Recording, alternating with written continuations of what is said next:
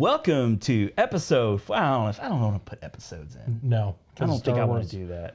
Like if that was true, like we would just be getting to like the good Star Wars. I guess we would have gotten past the. Oh, I was going to say, what are you talking about? Okay, you're actually going in the real order. Yes, yeah, no, you're right. We would just be getting to A New Hope. Yeah. Welcome to CINEMASTERS podcast. Wait a minute. Did I even say the name of the podcast right?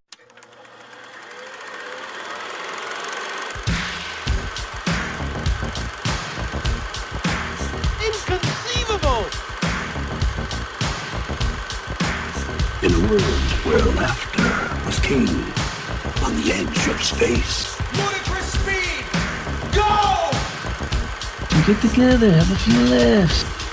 Masters of the universe! I might be a little rusty. We haven't recorded in like It's a been month. a minute. It's been a few minutes. And we're sorry if, you guys have been waiting, chomping at the bit. Just chomping at the bit to get to that latest episode. We did like a 3-hour episode. We did. So you guys are probably just finishing that episode right about now. Right now. But this is, in fact, our 4th episode. CINEMASTERS of the Universe. Of the universe. That's all the planets, all of the stars. That's the universe, That's the entire universe. That's not the U-verse. Nope. That's the universe. Nothing to do with AT&T. Nothing to do with unicorns or anything magical, but the actual universe. I do have some side business with a unicorn, but we don't talk about those dealings. I just want to be up front. Yeah. I just want to be up front that I'm dealing with a unicorn on the side. A unicorn's head may enter the frame, and you may feed it. What do you feed a unicorn? Magic and love. I thought that's what they pooped out. They eat it too. Okay. It's a cyclical process. It's a cyclical process. It's very. It sounds so smart. It's very complex. Yeah, you really got to know what you're doing when you're working with a unicorn. So, I rode a bicycle. Yeah, I didn't. Okay. The closest I got was tricycle. What I'm trying to say is, welcome back to the CINEMASTERS podcast. We're the CINEMASTERS of the universe. I'm going to get it right. Yeah. I'm just shaking that rust off. We got a great show for you guys. Trust me. Once we get past the introduction, we do have a good show. It's going to be lots of fun. We got a new segment. Halsey is here, so stick around. We'll be right back. Oh, shaver, everybody!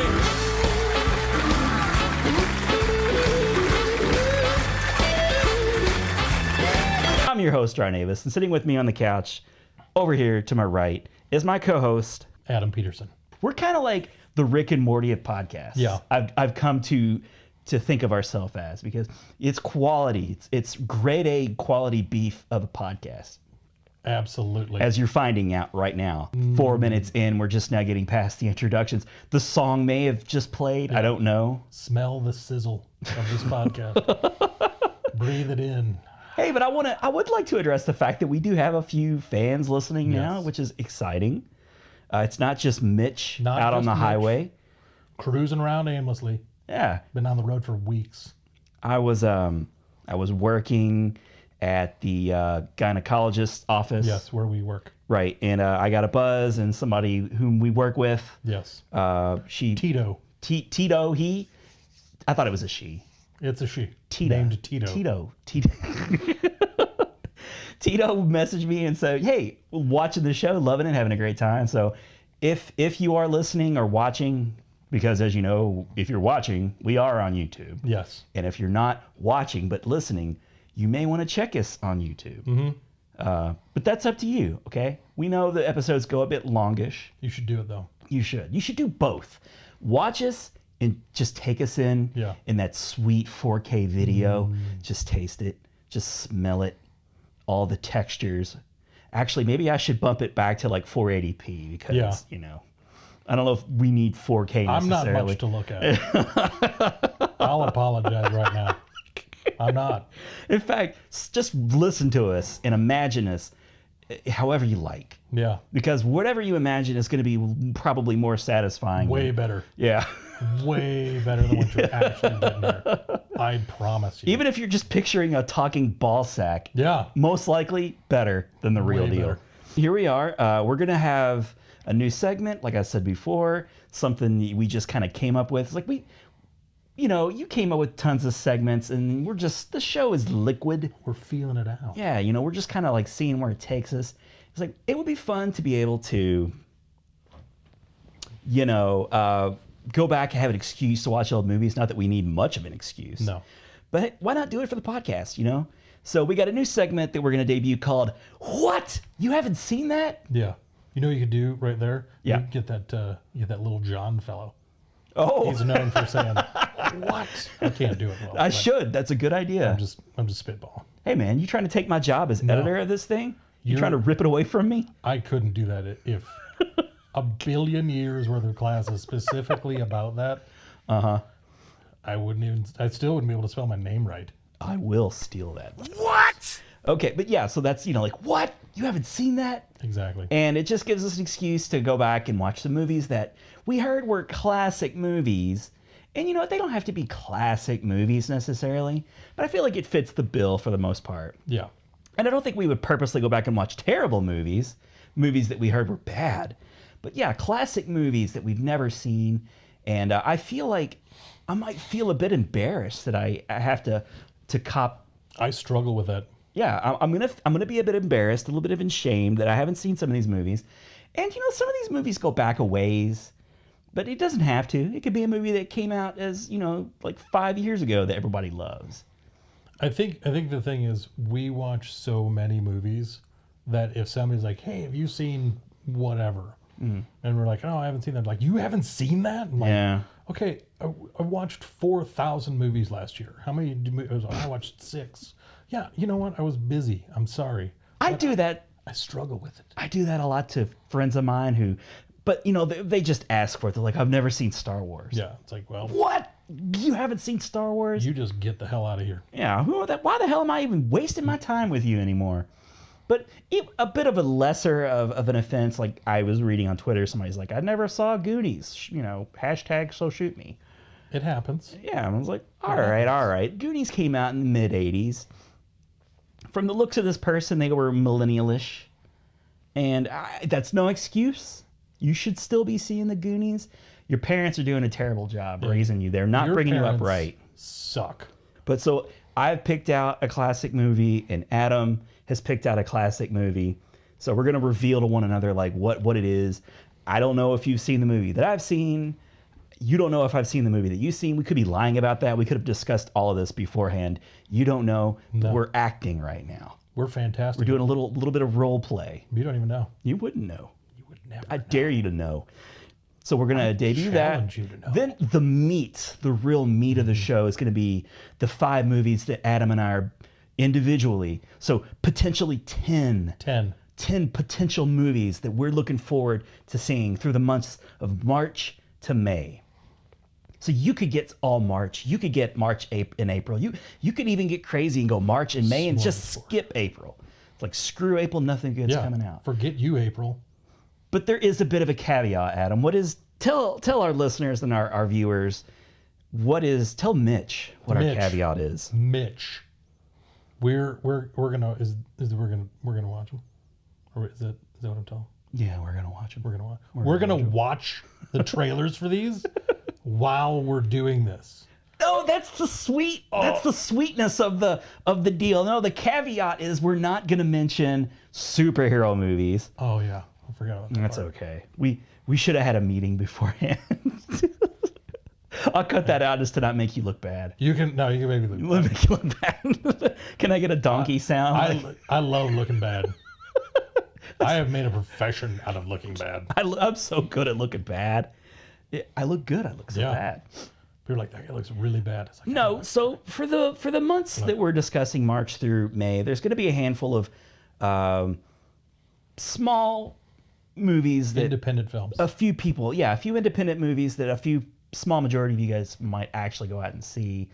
We're just gonna say right up front, of course we're gonna see Captain Marvel. Of course we're gonna see, the Endgame, Avengers Endgame, and of course we're gonna see Shazam. So we're geeks, we're nerds. We eat that stuff up, It's what we do. Yeah, so we're not gonna waste your time just talking like, oh my gosh, have you seen the trailer for that Endgame? We're not gonna tantalize you No. with such fare. No. It's not what we do. We're going to dig a little bit deeper and pick potentially 10. We could overlap on all 5. I don't know. I don't think so, but we could. It's possible. But these are going to be potentially up to 10 movies that Adam and I are both looking forward to that are releasing between the months of March and May. So that'll be the meat of the show. And then we will watch the trailer. We'll kind of do a trailer react. I don't know if you've seen the trailers of the movies that I've picked, vice versa with you and I, or you, me. I don't know. But us. This is us. And I don't know, we may get a copyright strike for this. I think if we just talk over obnoxiously the trailer, we might not get a copyright strike. So we'll see how that works. I've been known to talk really loud sometimes. Oh yeah, like, oh, that looks awesome. I can't wait to see that. We're going to be those guys, but in a podcast form. We're in a podcast. And if you're annoyed by that, you can go out and check the trailers on your own. They're easy to find with the Google. Yeah, you can go somewhere else. Yeah, because we don't want you and your kind. If you're going to get upset with us for what we're doing. We've only got like 5 viewers. Never mind. Please stay. Please. I'll but watch that your call. that viewership is growing. Yeah. It like doubled from the last episode. Really. That's right. Yeah. And then finally, we're going to wrap up the episode with, I feel like it's kind of a popular segment. I've had some people comment, just friends of mine, like, oh, that's a cool segment. I like that idea. So we're going to bring back Rad Dads. If I had friends, I'm sure they would have commented on it too. You got family members that tune in, right? I do have a family. You do have a family. You were not created in a lab that we know of.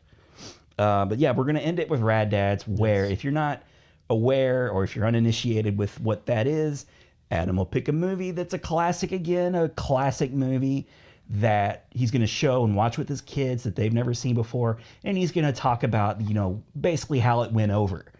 And, like, are they going to love the movie? Are they going to hate it? Are we rad dads or bad dads? Are we going to subject them to something that's rated R, where it's inappropriate that they wildly see? Inappropriate? You don't know. Faces of Death. Hell Spoiler House.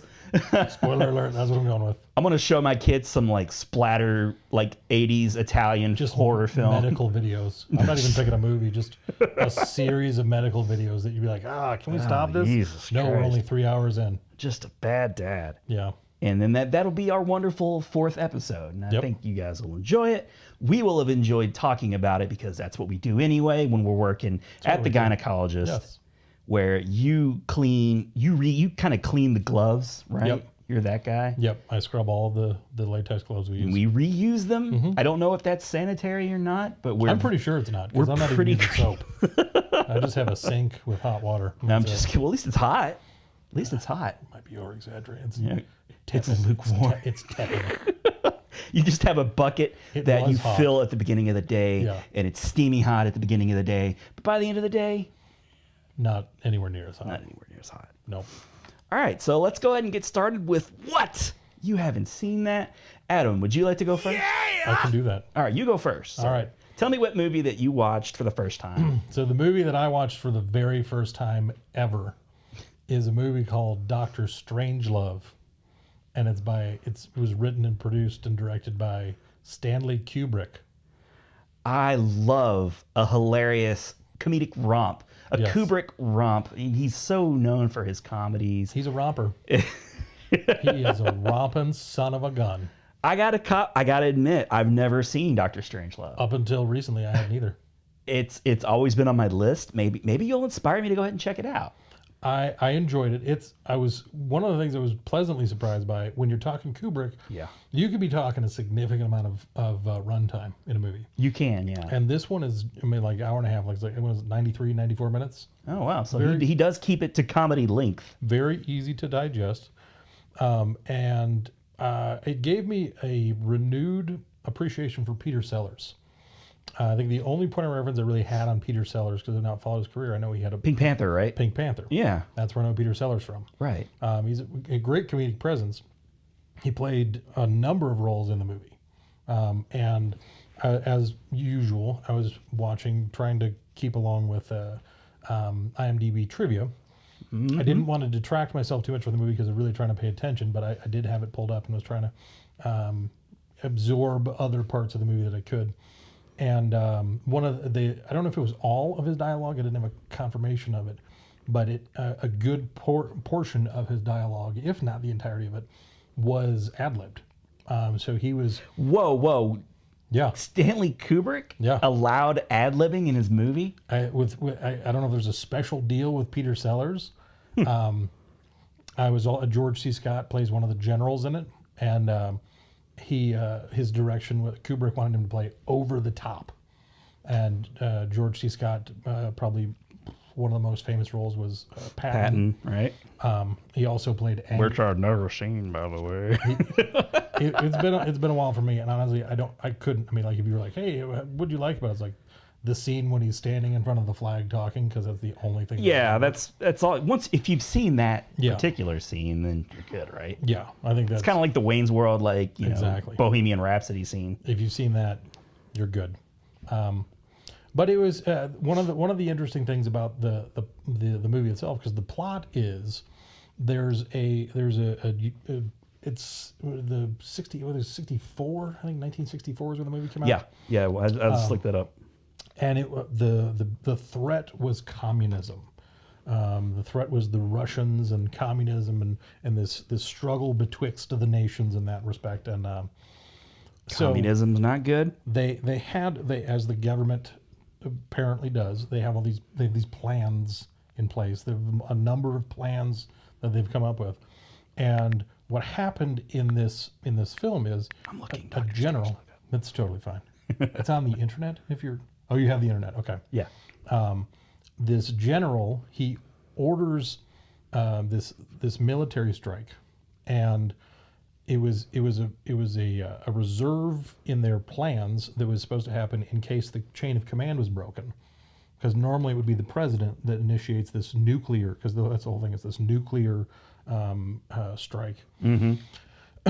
But there was a provision that they put into place, so if the chain of command was broken through some act of war, that this general would be able to do it. Well, this general just goes rogue, goes nutty, decides to implement this. So he implements this thing, and so the guys on this plane are in a vacuum of knowledge. If we're doing this, stuff on the ground must have happened. So they're moving towards, all these planes are moving towards a nuclear strike. And the thing is, one of the provisions is they turn the communication off. So basically what happens is these dominoes tumble to where it could be the end of the world. And so the governments are trying, the U.S. government's trying to communicate with people outside, and they're trying to figure out, okay, how did this happen? How do we fix this? That's the whole comedy is, they get to a point where like, okay, well, if civilization is going to be brought to an end, can we go live in a cave underground, and how long would we do that? It's like 100 years. So there's a lot of comedic elements to it, and it's not a Billy Madison comedy. It's not. I wasn't keeping. There's no Captain Insane. Not Captain Insane. No, that's from Water. That's Water. Well, I mean, but the Revolting Blob. There was. I wasn't purposely keeping track, but when I looked back, I didn't remember making a tally mark for one poop joke, so it wasn't that kind of comedy. Okay, I don't want to cut you off, but you haven't mentioned this scene yet. It's the scene where they drop the bomb and the guy's like writing it down. Pickens. What was that all about? It was like almost like a dream. That's literally the last scene of the movie. They're because their plane is flying and they think they have to complete this mission. Yeah. They're dead set on completing this mission. One of the guys on the plane, James Earl Jones, a young James. Get Earl out Jones. of here! Mm-hmm. Nice. So Slim Pickens, he plays a captain. They get to the point. All of these planes are being shot down by other governments that the U.S. government is working in conjunction with. They're trying to stop this threat and stop the world from being destroyed. These guys are dead set on getting there, and they're the one plane left. They were supposed to have been shot down, but they're hanging in there. So they get to the place where they're going to drop their nuclear bomb and start this cataclysmic event, and it won't drop out. And so he gets out of the captain's seat, makes his way down to where these two giant nuclear weapons are, climbs on top, and he's fiddling around with stuff to try and get it to drop because I can't get it to drop. So he finally gets the doors to open, and he's celebrating for a moment, but then it just drops out. And he's on top, and so it's kind of a shock to him, but he just kind of goes with it. He just goes, he's got his cowboy hat on, and he's just like, all right, you know what? We're going with it. And it was not many people get to go out like that. No. Not quite. No. not in a nuclear blast in Russia. So the end of the movie is just the blast. That's It's the a end. series of explosions that just watch these one explosion after another, Wow. and it's How did the movie leave you at the end? Like, did you chuckle to yourself like that's great, or were you just like, wow, what did I just watch? There were a number of things. It was the performances. I think Peter Sellers' performances were what really contributed to the humor. Gotcha. There was some stuff. I mean, George C. Scott, when he was over the top, was meant to be comedic, and it hit sometimes. Yeah. I think some of the things, because I love to go and watch movies from the '60s. I'm a big fan of watching movies from the '60s, and those movies are always driven by the dialogue and the tension of the people in the room. They don't have a lot of big fancy sets or expensive this or that. It's all what can these people convey. And George C. Scott had a good presence. I think my biggest thing that I was impressed by was Peter Sellers, because he played so many different roles in so many different capacities. And Dr. Strangelove being the most over the top, he was entertaining. But there were a number of he played the president, and so there were just all these different performances that he had, and it was especially when I had that extra touch of like he's ad-libbing this stuff. At one point, he's on the phone with this guy, and it sounds like, I mean, he's the president talking to another representative of another country, and they're having a conversation about this impending nuclear, holocaust. The world's going to explode. And he's like, no, Dimitri, no, I would love to call and talk, just chat. And he's just having this like friendly, off the cuff kind of conversation with this guy. And it was like, I was sitting there. I'm just thinking, Pomeranians, like the Wilbur. No, the beautiful golden hair.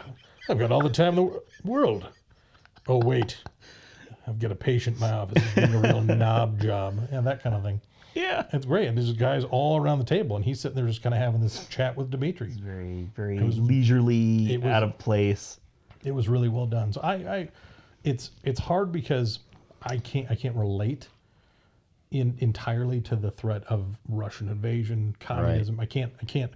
We haven't lived in the Cold War. No. We didn't grow up in the Cold War.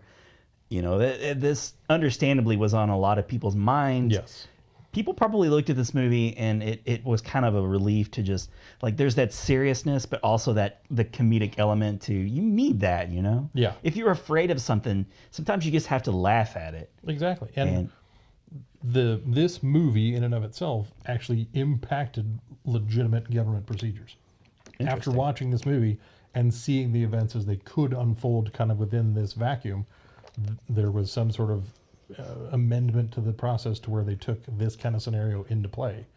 From a movie, huh? I was like, that's pretty impressive. They're like, that is mighty impressive. We need to make sure something like that couldn't really happen. I was like, so the president is obviously fictional in this movie, right? Okay.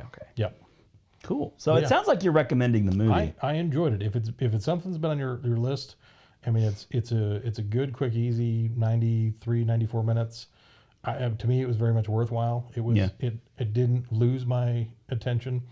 I know black and white movies, old movies, a lot of times people nowadays don't seem to have a whole lot of attention for, but I felt like this was really. That's a shame if that is something that's going to hold. And there's the two things. Like, if there's going to be a lot of subtitles, or if it's black and white, but don't let that stop you. Like, you would have never. I watched what was the movie that's getting a lot of Roma. Yeah, I watched Roma, and you guys, if you have Netflix, you can watch it.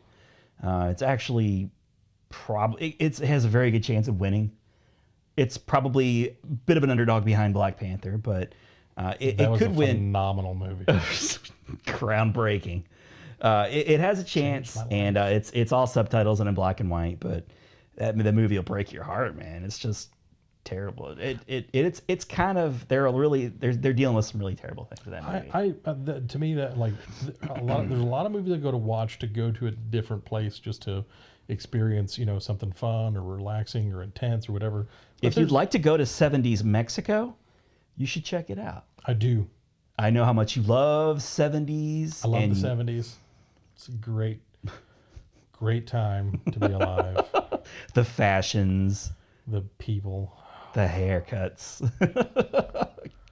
Oh, the 70s. Maybe not as much as the 60s. No. But hey, we got a pretty hilarious comedy out of it. Yes. So did you rent this, I guess? I own it.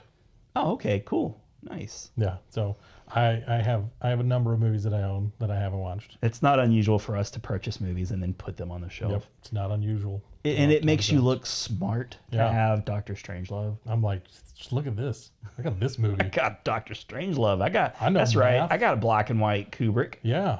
I can speak English well. Not even good, but well. I'm smart. Is there a Kubrick movie that you haven't seen, or was that like the last one? But have you seen them all now, or there's still some out there that you haven't seen? I don't think I ever saw Lolita. I haven't seen Lolita either, and that's a tough one to think about watching. That's a rough one to get through. Yeah, It's your real Roman Polanski kind of vibe. Oh gosh, yeah. But because I don't know his entire catalog off the top of my head, I couldn't necessarily say if there's other stuff. I don't know that I ever sat all the way through Eyes Wide Shut. If I wanted to say that I'd watched everything Kubrick did, I would have to say I'd have to rewatch that. I unfortunately did sit through all of Eyes Wide Shut, saw it in theaters, was very excited to see it, full packed house, and when the movie ended, people just sort of sat in silence and just tried to process, I guess, what they just watched. A lot there. It has a really weird ending, and the movie itself is just bizarre. So to say it has a bizarre ending is saying something. And I've never seen, what was was it Ben-Hur, or he did, oh gosh. Like one of his first movies. Yeah. It was like a Charlton Heston movie or something. It might have been Ben-Hur. It could have been. But anyways, I don't necessarily, for me, like Kubrick really kind of begins in earnest with 2001: A Space Odyssey. 2001: A Space Odyssey. Thank you. That feels like the most Kubrick thing ever. And then then The Shining and Clockwork Orange, Full Metal Jacket. That's probably my favorite Kubrick movie. the first 45 minutes of Full Metal Jacket, because when Matthew Modine gets to Vietnam, I just don't care anymore. I still like it. For Animal Mother, for nothing else, for the other characters, they're pretty awesome.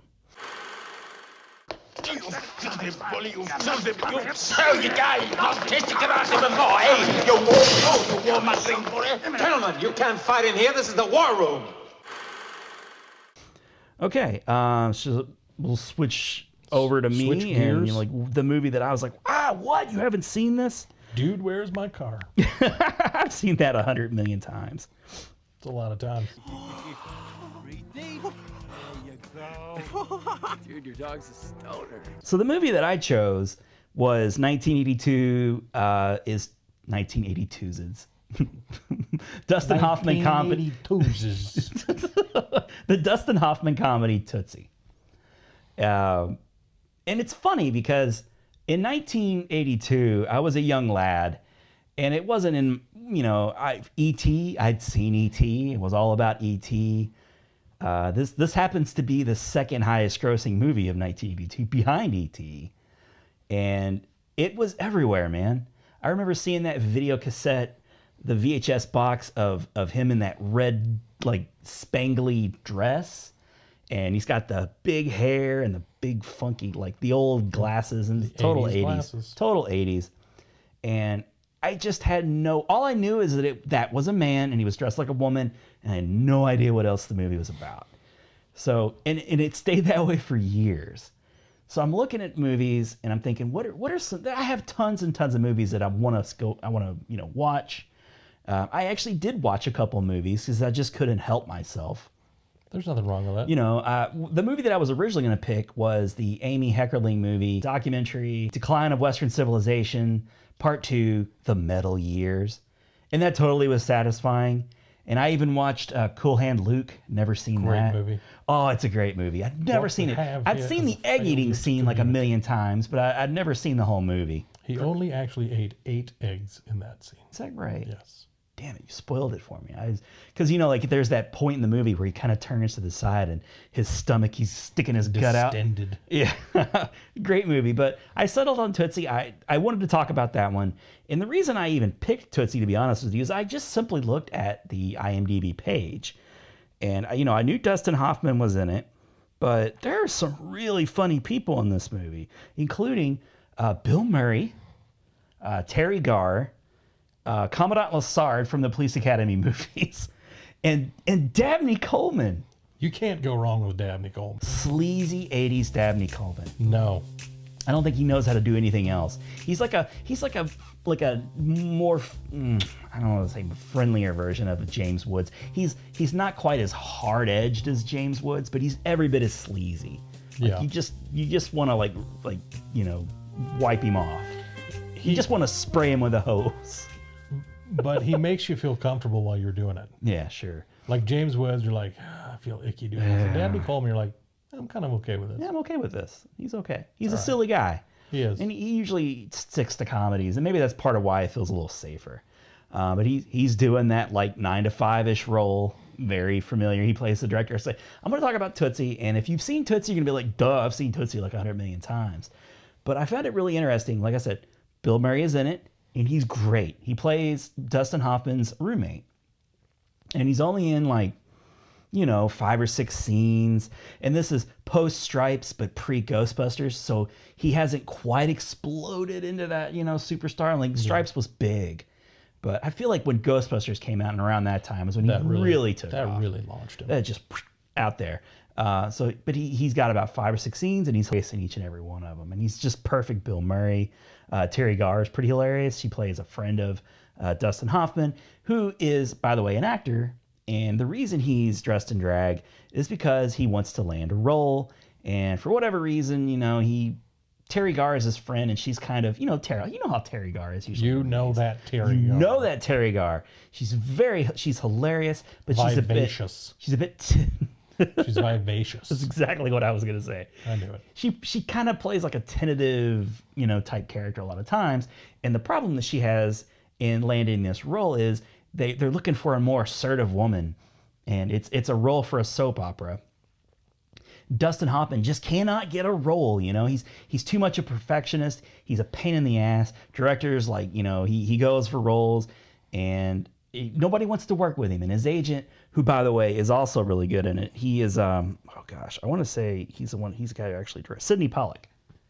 Sidney Pollack, who directed the movie, also plays Dustin Hoffman's agent. And by the way, he was also in Eyes Wide Shut. Boom. Oh, we got a connection going here. Full circle. Full circle.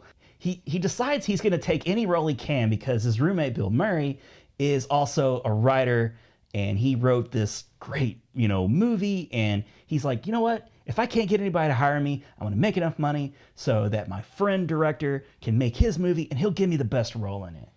So that's kind of the convoluted path to how he arrives at dressing like a woman. He shows up, he wows him. Next thing you know, he's on this soap opera. Hilarity ensues. One of the things I want to talk about in this, I don't know if Robin Williams has come up often or at all yet in this podcast, but we're both big fans. Big fan. Huge, huge fans. And one of his iconic roles was Mrs. Doubtfire, where he dresses like a woman, and he's phenomenal at it. So watching this movie, there are a lot of really similar beats in the way that Dustin Hoffman, who, by the way, couldn't be any more different than Robin Williams, but they still kind of played the character like of a man and a woman like really similarly. And I feel like, man, Robin Williams, not that he ever like takes from a performance and, kind of rips it off. He always makes it his own. That's what Robin does. He had to have watched this movie and said, I want to play it a little bit like this. Influence. He's very influenced from this. He had to, and I can't say for sure. I've never heard any interviews to prove my point, but you can't watch this movie without thinking, Robin Williams and Mrs. Doubtfire. And by the way, I really like this movie. It's really good. And in 1982, you would just think that they might go for this kind of cheap joke that it's just hilarious that a guy would dress like a woman. A man? What? Dressed as a lady?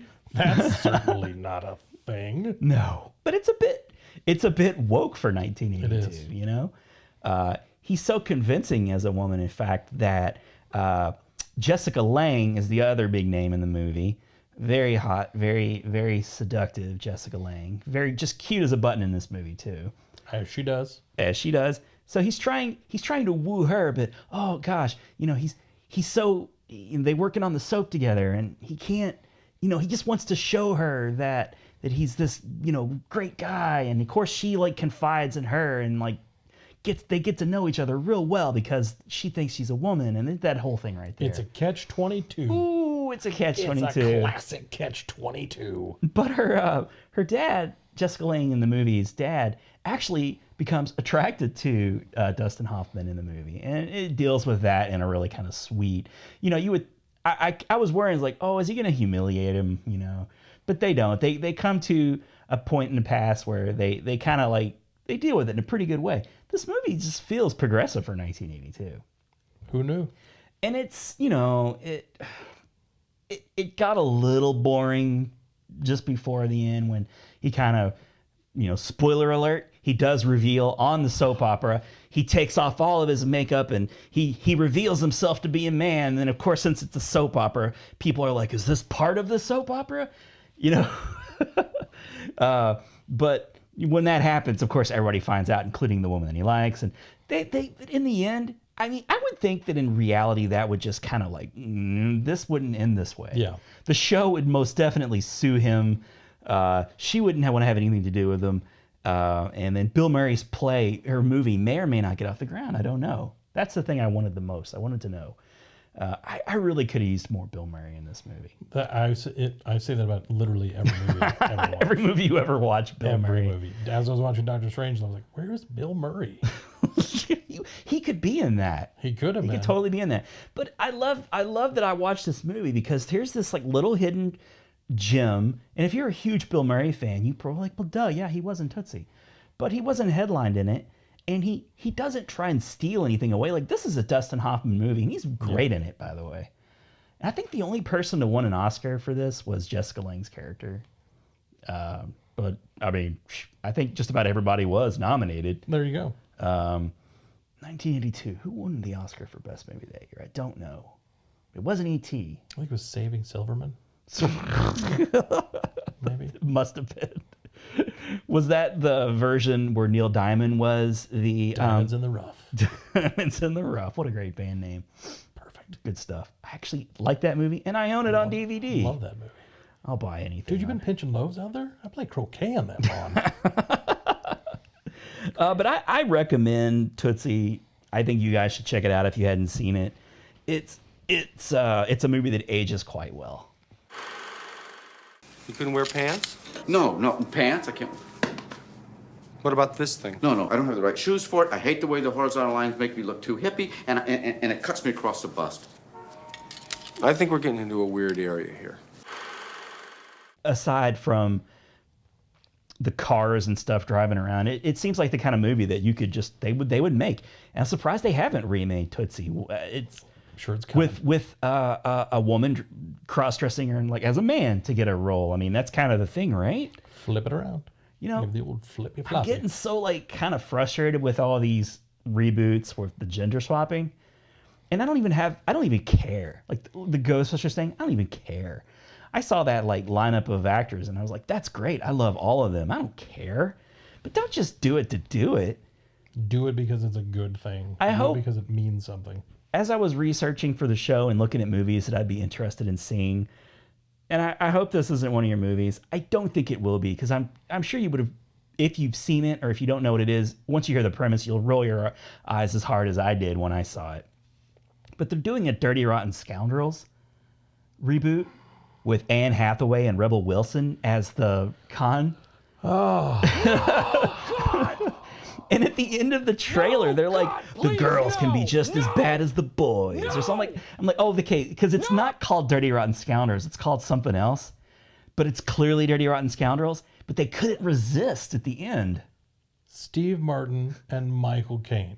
Yeah. And you want to say, I got nothing against Rebel Wilson. No, or Anne she's Hathaway. Fine. But She's okay. It's one of those, and you know my beef with Will Smith is the genie right now.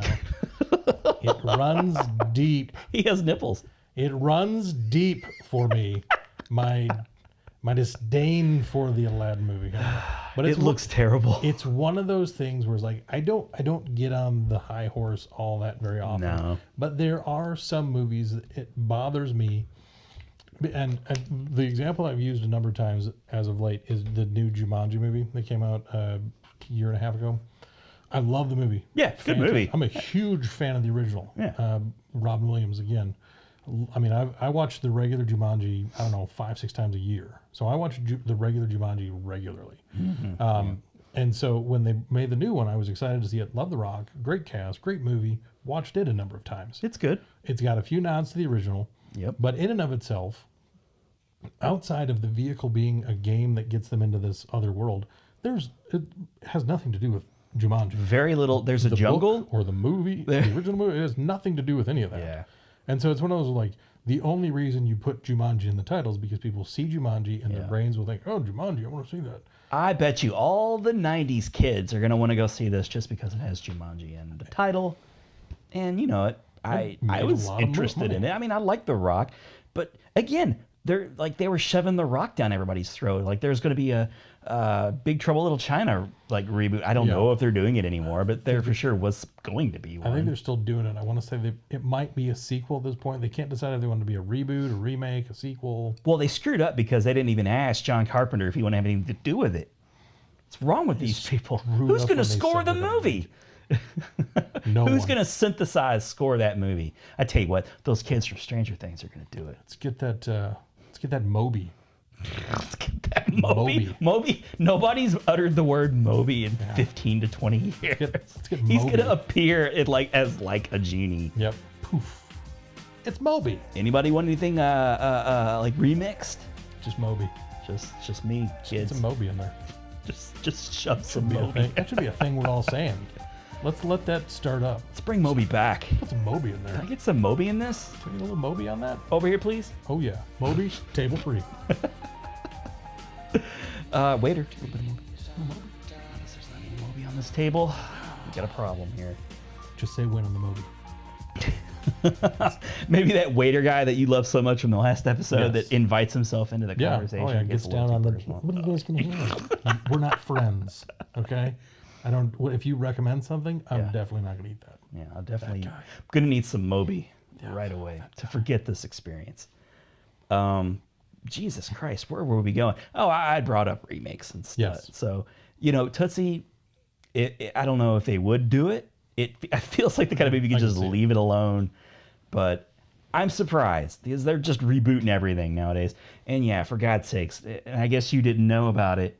It looks bad. It looks so bad. It offends me. It's just it's so obviously ripping off the original. They don't even want to call it Dirty Rotten Scoundrels, maybe because they don't have the rights to it. It's a great movie. It is a great movie. It's a great little movie that not a lot of people think about anymore. No. It's like a hidden little gem. The guy played on cable and stuff every weekend for like a couple years, and then nobody thinks about Dirty Rotten Scoundrels anymore. May I go to the bathroom? Right. Steve Martin just pees on himself right there. It's just Oklahoma. It's just a great Ruprecht movie. was amazing. It's a great movie. And then he just kind of thank you. Thank you. Just fantastic. That was when Steve Martin was funny, and I loved hilarious! That That run, that late '80s run of Steve Martin. You got like your Roxanne, your Dirty Rotten Scoundrels. I'm just drawing Parenthood. Great movie. Fantastic movie. He was the best. A little before L.A. Story. That was another good one. I liked it okay. It wasn't so bad. It was when he was transitioning. I think that was his first. Comedic. He either wrote that movie or was directing that movie. But I remember them making a big deal out of this was Steve Martin's movie, and then moving along to Bowfinger and all that. So he's still out there. I love that he's still doing things. He's just picking his banjo and selling. He's back to funny, and I like that. Yeah, he's a good dude. All right, so that was our first segment of what? You haven't seen that? What? What? Saying what? What way? I will do that. Is now a good time to put in that Jonathan clip? Babe, no! You know it's coming. Babe, no, wait! Babe, no. No, babe, no. Babe. Babe! Wait! Babe! Babe! Babe! Babe, wait! Babe, no! Babe, no! Babe, no! Babe! Babe! Babe! Babe! No, babe! What? That will never in a billion years ever get old. Bathroom here is nuts. I gotta publish. I gotta make those videos. I was looking public. for them. I was looking for. Yeah, them I think I got them set to private right now. I need to just publish those bad Those are boys. great. People seem to like them. They were fantastic. No, thank you. Okay, so now's the time for the main event. The main event, which is the 5 movies coming soon that we're most looking forward to. And I guess I'll go first. Do it. We'll go from least looking forward to most, I guess. We'll go from 5 to 1. All right. That's a really weird way to just say I'm mentally juggle them 5 to 1. We're descending in descending excitement. Descending order of excitement. Which is my band name. My order might stay the same. Because I have them in order of release date. Oh, you do? Yeah. Amazing. Okay. So my number 5 is a movie called Captive State, coming out in March 8th. And all I know about it is it has John Goodman in it. And it looks like, here's what I hope it is. It's clearly like a science fiction-y movie with probably some, it looks like V. Who's the kid in it? I don't know. I know him from something. But here's what I'm hoping. I'm hoping it's like one of those lower budget, high concept, really, ambitious sci-fi movies along the lines of, say, a Cloverfield that sort of came out of nowhere, or maybe a smaller movie even still was The Signal with Lawrence Fishburne a couple years back. Just, you look at it and you go like, that's a really cool premise. And then, and it turns out to be great. What I'm hoping it's not is like some like Independence Day type ripoff. Like I wrote down Skyline. Or The Mist. The Mist was cool, man. I just hated The Mist. The ending was so upbeat. Made me feel really good about myself. How about you wait 5 more seconds? Just 5 more seconds. 5 seconds, man. He shot his kid. 5 seconds after they ran out of gas. In the face. Wasn't even like, maybe we should try something. Like, no. When we run out of gas, I'm shooting all of us. I don't know that he did in the face exactly, but I feel like he probably did. He did. He made shot sure. him in the face. He made damn sure that he shot his own son in the face. Shot his son in the face. Okay, but Captive State. So what we're going to do is we're going to watch the trailer with you guys right now. And this is probably the latest. Hope we don't get a copyright strike. We're gonna talk over it a little bit, maybe to help us a bit. Loudly. But we'll go ahead and also put it. No, you don't. Here we go. Yes. All right, so we're gonna react to this puppy. He's running. He is running. It's not something that I would do. Although it's got that burn. Yeah. Like that they do. Intensity.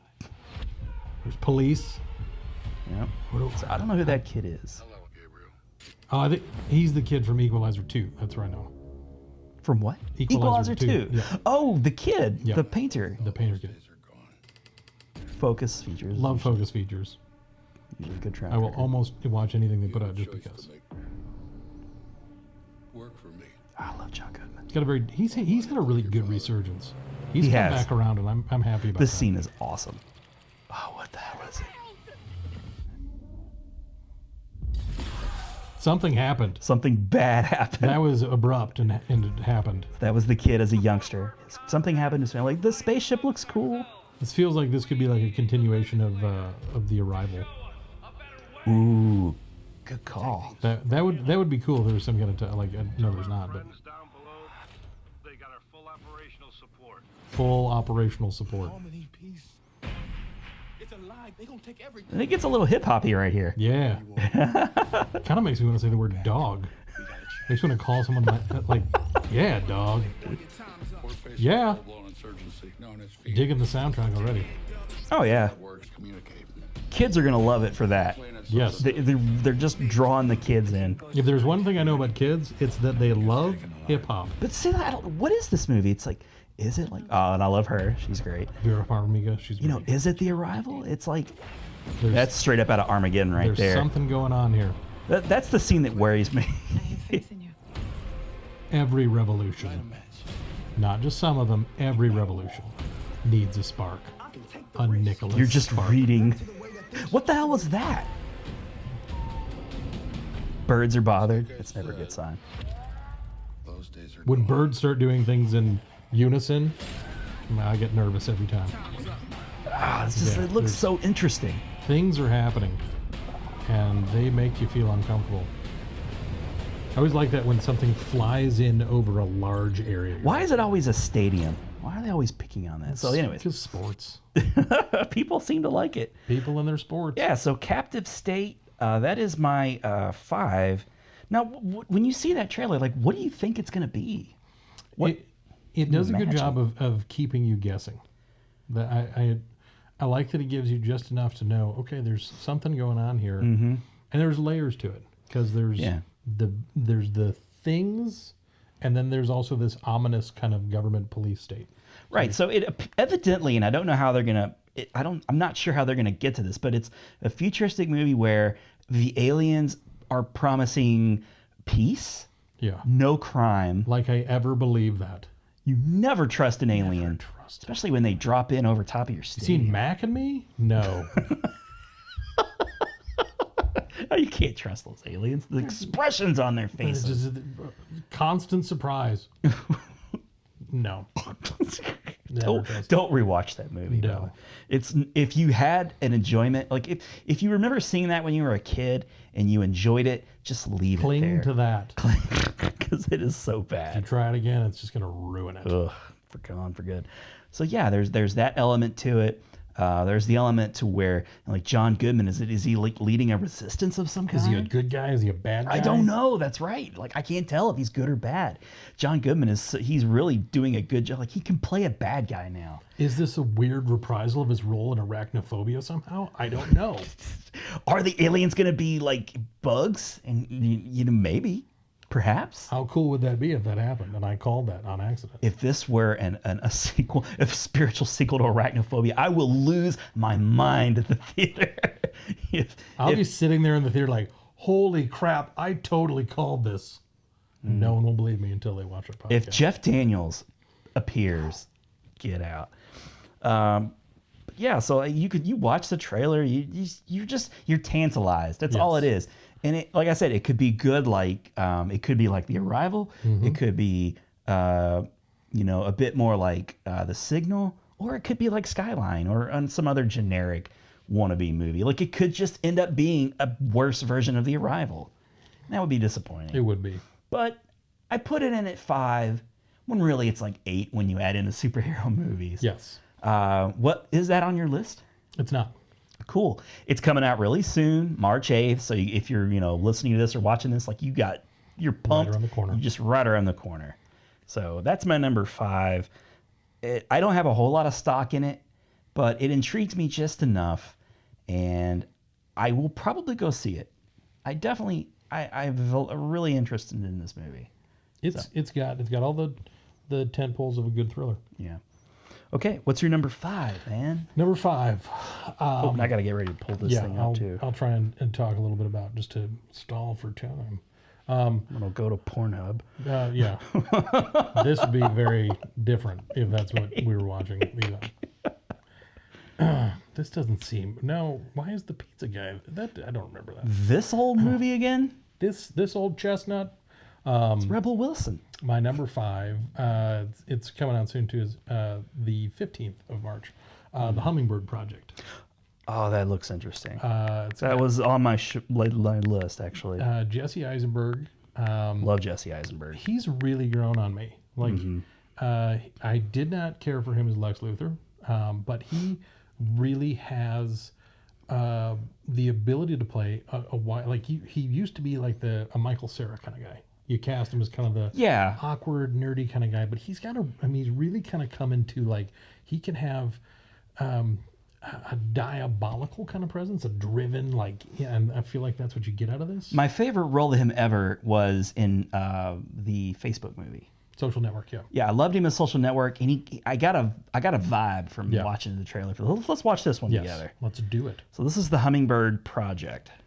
Unfortunate name. How straight are we talking about here? Whatever's in the way, we got to dig through. It's got to be a totally straight line. Mountains, straight. And we got a Skarsgård in this one. Alex Skarsgård. We do have a Skarsgård alert. Can I ask what the purpose of that line is? And Selma Hayek, I believe, is in this as well. She is like the villain in this, isn't she? Millisecond faster than everybody else right now. I like it because it feels like it's two oppositional forces. You know, It makes me. It feels a bit like There Will Be Blood. Yeah. Because they're competing for that network, that line. There's a. I like that come down. we got like a DJ thing there. Every movie trailer has to have that now. Yeah. It looks like they're building a fiber line between CAX and the New York Stock Exchange. I know, Jenny. I am looking at it. Is Salma Hayek ever gonna not look attractive? No. Okay. I mean, she's gonna end up like Helen Mirren, where it's just like to the day she breathes her final breath, she's like, that is an attractive lady. I always like in trailers when they mouth things that they won't say in the trailer. They're like, they're mouthing holy shit, but they just won't say it because they can't. Country home on a hill, small road, hummingbirds. All right, say it again. Country home. It's that Skarsgård. There he is. So he was one of the vampires in the oh gosh, what was that HBO show? True Blood. True Blood. Somebody rigged our network. People freaking out. Who doesn't want to do that from time to time? And there he is dancing. I love the style of this trailer. Mr. Zaleski. Mr. Zaleski, stop. You betrayed me. I have to pay. Why is she putting up cell towers? They're trying to screw us. I'm gonna tear you down. Looks a little bit ominous there. He's got like that real just kind of raw kind of feel to it. That's the chainsaw. And he's done by the end of the day. I love how like frenetic he is. Yes. He's just a bundle of nerves. And he plays it really well. He does. As David walking onto the floor It reminds me a little bit of his performance in Now You Can See Me, or Now You Can See Me. Right. Which I like those movies. I'm a big fan. Yeah, we're David. Oh, I love that. It's like, are we the good guys or the bad guys here? I don't know. We're David. So yeah, it looks really interesting. The basic premise is competing forces trying to drive a fiber optic line from one end of the country to the other. They're just trying to get a faster internet connection, basically, so they can get the stocks a fraction of a second faster than everybody else. Yeah. So these are genius whiz kid, stock broker guys, I guess. But so they're just looking for that advantage, that little advantage. Believe it, and it's going to be interesting to see how they're going to convince me that they're all that good that just a fraction of a second is going to make a big difference and like millions of dollars. Which I can be convinced. I'm not a very bright guy. I'm a relative moron. You could do it with hen puppets, I would prefer, if you're going to explain stocks to me, use felt boards. And little characters that you put in, like, this is a stock guy. His name is Bill. I need like the big, oh gosh, what's the movie with the housing bubble? Oh, the big. I was gonna say The Big Bottom, but like that's a different movie altogether, kids. The Big Short. The Big Short. Yes. I love how they explain the really complicated concepts in that like really funny way. It was great because it was entertaining. These little, I was like, I just learned something there. You made me learn something. You taught me stuff. Have you seen Vice yet? I've not yet. It's good. I'm going to though. Definitely should check that out soon. Let's see. Shall we? I'm going to pull up IMDb if you would like to speak some more to it. I will speak some more. See if there's any hidden actors in there that we couldn't tell just from the trailer. Yeah. Obviously, the big ones are Jesse Eisenberg, Alexander Skarsgård, which he's I would say one of the lesser known Skarsgård, but he's been busy. He got his big break in that Tarzan movie that didn't do so well. Just got jacked. Some of those stories, I don't know, like the Tarzan story.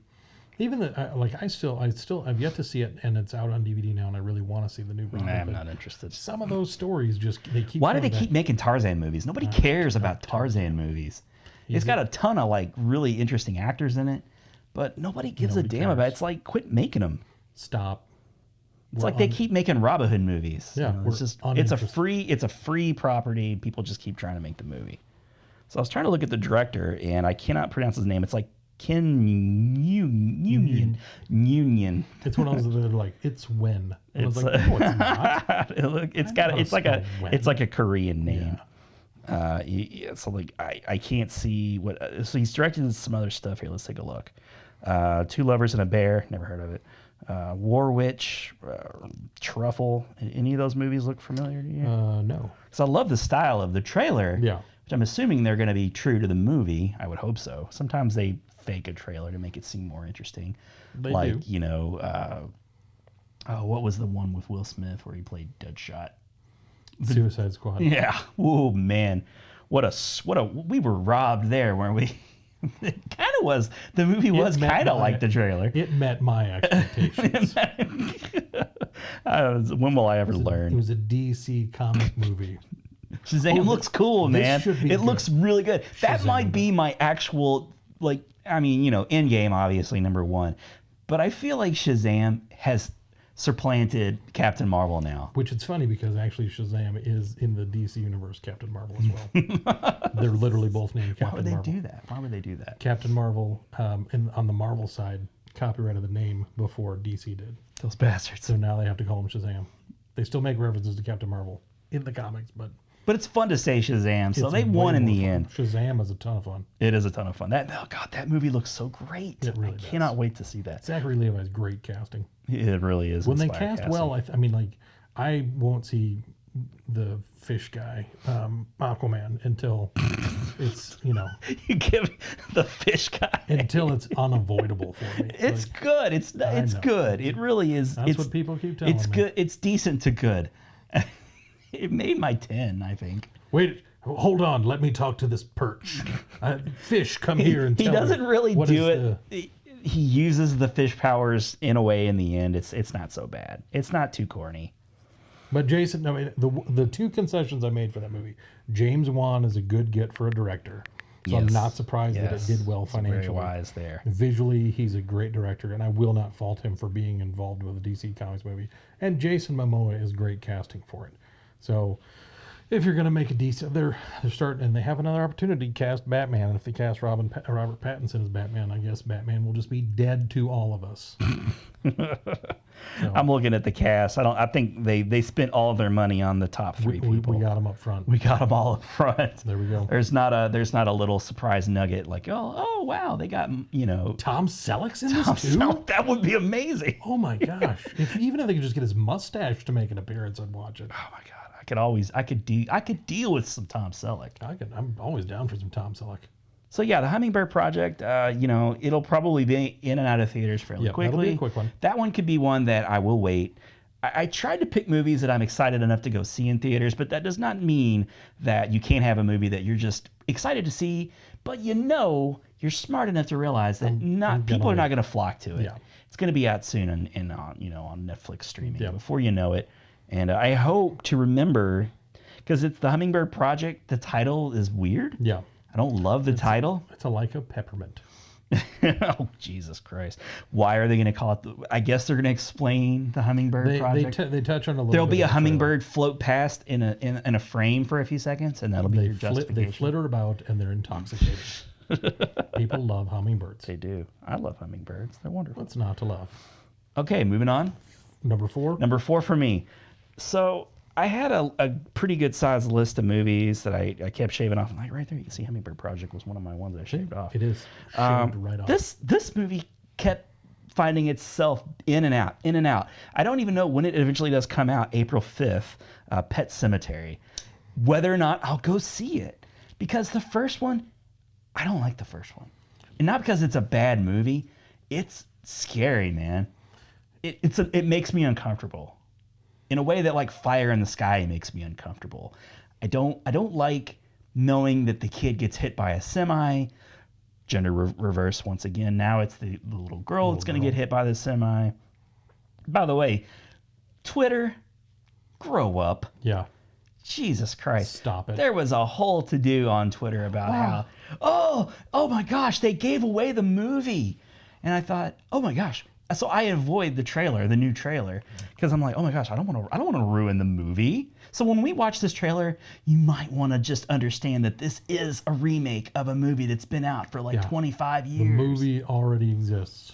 The thing they give away is what happens in the original movie, you babies. Oh my goodness. You mean the thing that I could have already watched 1,000 times? You mean she dies to get buried in the pet cemetery? Oh, you mean one of the movies that all of the networks air relentlessly during the month of October because it's so easy to get the license to it? So we're just going to put Pet Sematary and Pet Sematary 2 on every channel 14 times a day. I even messaged you. I'm like, oh, Adam, you might want to watch out because, we have similar news feeds, and when a new trailer drops, you just usually watch it. Yep. And I saw all the oh gosh, Pet Sematary's trending. They're ruining it. Yeah. Oh my God, I can't believe it. It's like, oh, that maybe they're going in a different direction. I was like, okay, what did they do to change it? Yeah. Well, the thing they did to change it, I saw coming anyway. Yeah. It's not even a surprise. Like, it is a girl this time. And they cast John Lithgow. Who saw that coming? Who saw that coming? I love John Lithgow. He's all right, so we're gonna go ahead and watch the trailer. It's a good trailer, but I have a few concerns that we can address once we watch this thing. I want to talk about those.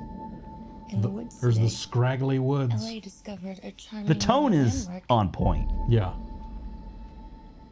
That single note that just kind of ripples out. It's unsettling in a way that the original is unsettling. But it's not. Perfectly natural. Yeah, I like this guy. Is this Jason Clarke? What's his name? Yeah, I think that's his name. Whole town's been using this place for generations. Yeah. Oh, God, I love a scruffy John Lithgow and that beard. John Lithgow. Because there was Herman Munster in the original. It was. Sourland. It's not some campfire He was story. murdered pretty easily. Trees up there. He just kind of sat there and let a dead baby kill him. The local tribes carved him before they fled. Because I remember that kid. Yeah, well, I think they kind of do the same thing. There's something. Was it Miko Hughes? Slightly different. I think that was the kid in the first Miko Hughes. Something that dates way back. I love the look of the movie. Those woods belong to something else. Something. I'm waiting for his line too. I love Oh yeah, was dead. That cat is straight up the cat from the first one.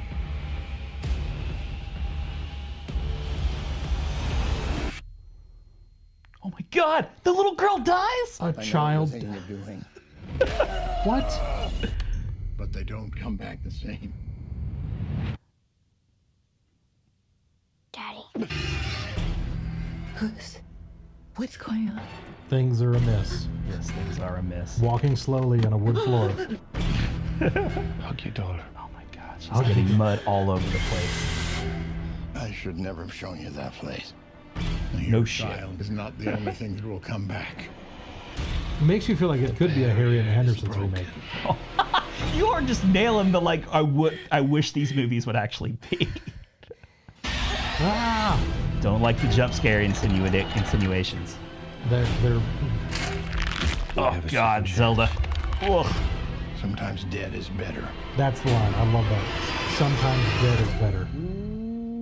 The cat. Yes, let's see. You got that scene.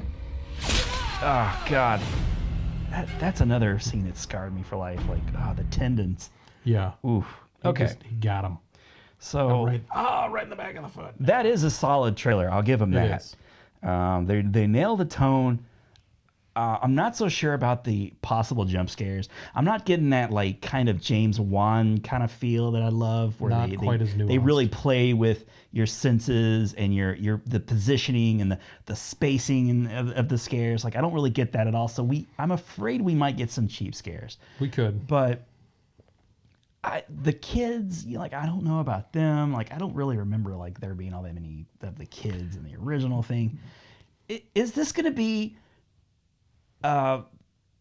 Is it going to be a movie and a property that we remember that was really scary and like warped a lot of kids our age, or is it going to be like, window dressing? Is it going to be like a modern horror movie with the jump scares and just and then is it going to be too familiar because it is a remake? I have some concerns.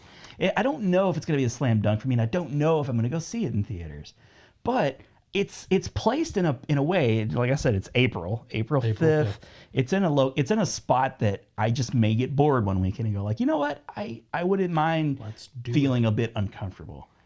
They included the sister. It looks like the sister with like spina bifida or whatever. Like that scene was entirely disturbing. That was probably that may have been the most disturbing scene in the original for me. Me too.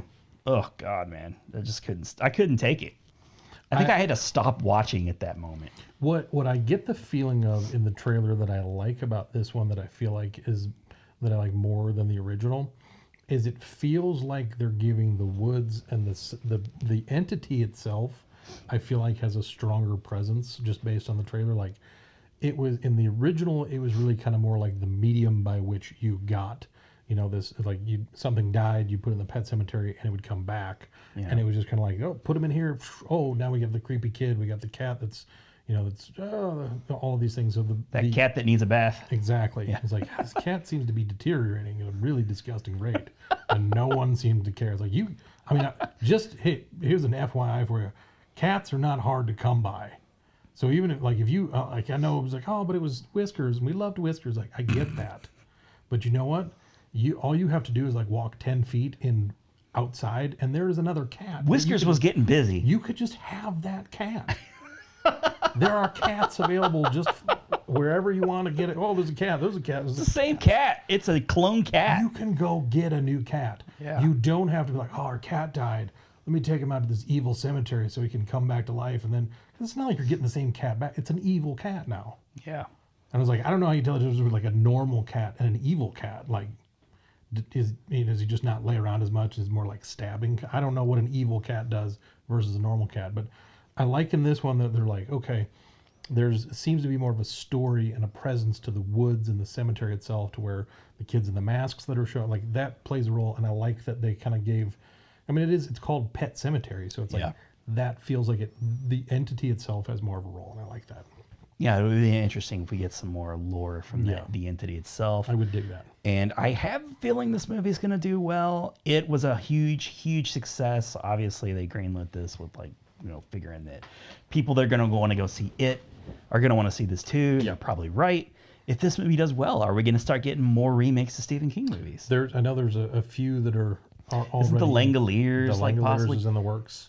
Oh gosh, what The Stand? The Stand. I want The Stand. It seems like that for years they were green light. We're going to make the movie. We're going to make The Stand, but it's going to be 2 or 3 movies. And of course, when you start talking about that, you run the risk of the movie failing and there not being the rest of the movie that you wanted to see. Unless it's Avatar. We're getting 8 Avatars, folks. Whoa! How about just 100 Avatars? Just make as many Avatars. I got them all written right up here. It's gonna be great. James Cameron actually said he had like 2 more Alitas in him. James Cameron is a sick puppy. The only thing I ever hear, just condense it a little, man. The only thing I ever hear anybody ever say about it, it's like Avatar is like, it was visually, it was so amazing. It's like, I get that, but it's like, can you tell me anything about the actual movie? Because you can't, because it was so not worth your time. 4 hours to watch these blue people is like, I saw the Smurfs. It was Pocahontas. It was Dances with Wolves with blue people. Yeah, and it's like, okay, though, I don't ever need to watch Dances with Wolves again. I don't even think I know I didn't make it all the way through it because there weren't as many wolves as I was hoping for. There was only one wolf. There was one wolf, and he barely danced with that. No, wolf. Barely constitutes a dance. Dances with wolves. That constitutes more dances and more wolves than I was given. I think in my mind, I just might have slipped Dirty in the front. Okay. That would have been a much better movie. Yeah. That would have been like an Airplane type movie. Like like Leslie Nielsen plays the Kevin Costner character, and now you got a better movie. But I wanted to see more dancing. The movie sold me dancing. Yeah. I was like, you put it in the title. When it's Step Up. Nobody puts Timber in the corner. No. Step Up didn't tell you it's a dancing movie. You just knew it was a dancing movie. You know why? Because they were dancing. Every time you turned around, Channing Tatum was dancing. He was stepping it up. He was stepping it up. Constantly. You know what I say to Dances with Wolves? Step it up. Step it up, Dances with Wolves. That's a mashup I want to see. It was like 3.5 hours long. They could have had one more dance number. Yeah. One more dance number. That's all I'm saying. Anyway. Yeah. But yeah, Pet Cemetery, I wonder if we're going to end up getting more movies. Like I would like to stand, but will we get is it possible that we could get another Shining? Would they have the balls to make another Shining? It would be a tough one to put together. Yeah. I think if you have the right, I hate to just lean on James Wan because there are other capable directors. Ooh, yeah. But if you gave him some room to move around a little bit, it would. Especially when you know everything or a lot of the things that transpired on the set, the way Stanley Kubrick was in directing that, and just how intense he was with Shelley Duvall, How intense. Would he be like? Would he advocate for a new one? Because he wasn't super excited about the the original Kubrick movie. Some people say he's kind of like lightened up on his stance on that movie over the years.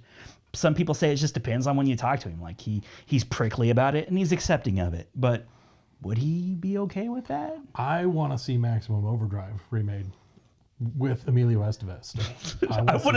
I want him to be in it too. I don't want it to be anyone else. It's got to be Emilio.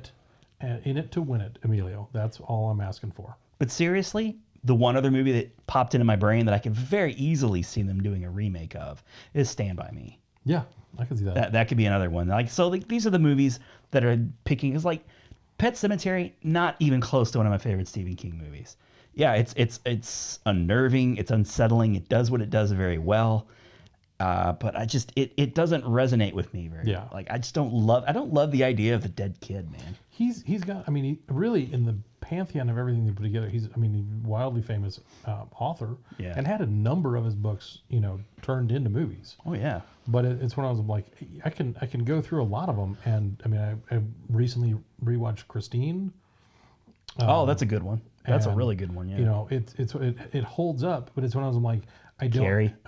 Carrie. Well, they did redo Carrie. But that's the thing. Some of these do well in a vacuum. Some of them do well when they are made, and there's more. There's good horror and there's bad horror. Bad horror's always been around, but the good horror that we have now, people are really starting to pay attention to things, and you can get some quality craftsmanship in a script and in production value. So like you can have, like when they remade It. Yeah. Everybody that ever talks is like, oh, the one from my eyes is scared the crap out of me. It's like, go back and I know you have nightmares and it's the worst thing ever. And oh my gosh, go back and rewatch it. It's Tim Curry. He's not. It's borderline campy. It really is. It's when I was like, when you go back, you're like, I was ever afraid of this, especially when you watch Home Alone 2 first and watch Tim Curry, and then turn on It, and you're like, wait, that's the same guy. The dude from Home Alone 2. Jesus Christ. This guy's not. I was like, where's he going with this? Yeah, Tim Curry. You watch Tim Curry, like, oh, wait, no, he's not scary at all. Tim Curry's awesome, dude. Quit shitting on Tim Curry. I love Tim Curry. I love Tim Curry in the Clue, Shadow. Man. He's the best butler ever. He's fantastic. Tim Curry is a very skilled actor. Okay. But for everyone to be terrified of Tim Curry is just ridiculous. Yeah. He's a sweetheart. Yeah. That Skarsgård kid, though, when he does the cross-eyed, weird blank stare thing that he can do, by the way. He can do that. That's not a CGI thing. He can make his eyes make his eyes go nuts like that. Yeah, he's a talented individual. Wait until the next edition of when we can actually start talking about It too. Oh my God, I can't wait for that. Love the cast they pulled together for this. They really did pull a good cast together. So yeah, Pet Sematary. I'm looking forward to it. By the time April rolls around, I could be cold on it again. But it could happen. It's in the right time slot. And there's really and truly, in going through this, there's not a lot coming out in April. Not really, no. And something that early on, it's in the a bit month of lean. April, like I feel like March and May are a bit stacked. Yeah, but April's not so much. It'll be nice because it'll give Captain Marvel a good long run to really shine for a while. Maybe that's why they're just trying to get out of the way. Captain Marvel. I'm happy about that. So that totally. Works. And I am very excited about Captain Marvel. Yes. I think it looks really good. Brie Larson looks amazing in it. She does. Be fantastic. I love the idea of the younger Samuel L. Jackson. We get to see what happens to his eye, man. Plus a movie set in the 90s. I love the 90s. They had me at the Blockbuster scene. Oh. That was like, we are steeped in the 90s, folks. Oh, yeah. It's going to be good. Yep. Okay, Adam, what is your number 4? Oddly enough, my number 4 was Pet Sematary. Okay. So we're right on the same wavelength. Crazy turnabout there. Yeah, we saved you all some time, apparently. So we had a little bit of an overlap. Yeah, we did it. All right, so we'll move on. Tell you what, tell me your 3. We're gonna mix it up. We're gonna mix it up. We're gonna go nuts. Oh my goodness, I didn't see this coming at all. My number 3. See, I'm skipping all the way ahead to May now. I'm out of April altogether. Out of April. April is a one-stop shop with Pet Sematary. May 10th. Okay. And it is one of my favorite people in the entire universe. Is gonna be Don Knotts. Yes, it's it's a rescreening of the Ghost and Mrs. Chicken. Is that the best Don Knotts movie? No. Okay. Apple Dumpling Gang? Herbie Goes to Monte Carlo.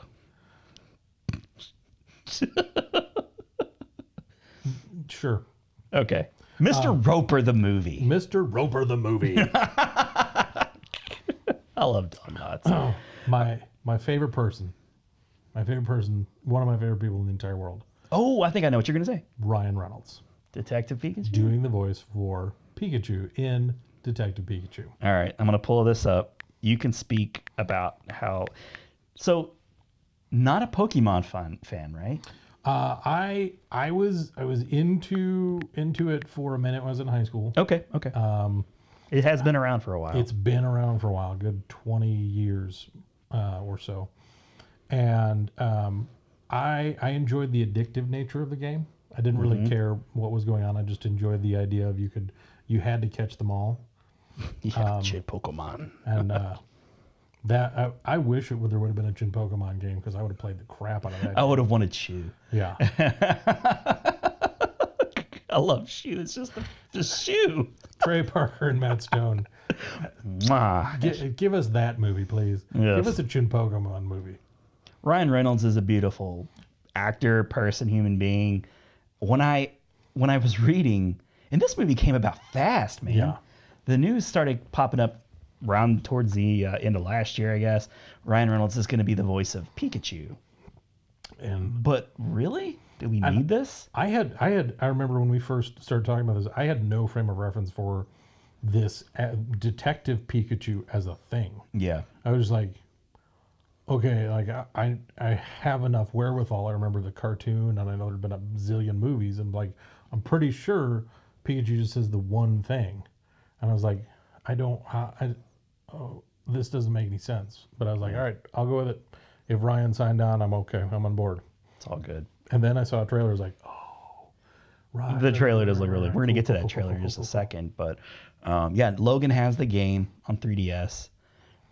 But the thing is, I feel like they missed an opportunity to cast Danny DeVito as the voice of Pikachu, because in the game he kind of has that Danny DeVito voice. Oh, that's even better. Yeah. So, but right, like, so if you are familiar with the game and you hear Pikachu, but he's so friggin' cute, Pikachu. Yeah. But Ryan Reynolds is a hilarious guy, and let's face it, people like seem to enjoy Ryan Reynolds a tad bit more than Danny DeVito. He's a national treasure. I don't know why. Danny DeVito is amazing, but he's no Ryan Reynolds. No.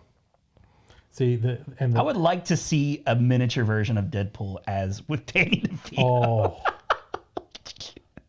that would be great, because they're in the comics. Oh God, make that happen. There's a Deadpool kid, and if you had Ryan Reynolds, because there's Lady Deadpool, there's Dogpool, there's Kidpool. So if you had Danny DeVito, could we have like a multiverse type movie? If you had Danny DeVito as Kidpool, and you had Ryan Reynolds as Deadpool, I don't know who you'd get it. I haven't cast it mentally in my head as with Lady Deadpool and Dogpool, but Rhea Perlman. All right, we're gonna watch the trailer now. Pikachu, with no memory, who's addicted to caffeine. This is what a Frenchman would call caliente fiesta. There he is. In all his it looks there's lick a tongue. I remember that being a big thing when this trailer dropped. It looks phenomenal. It really does. The Charizard is so cool looking.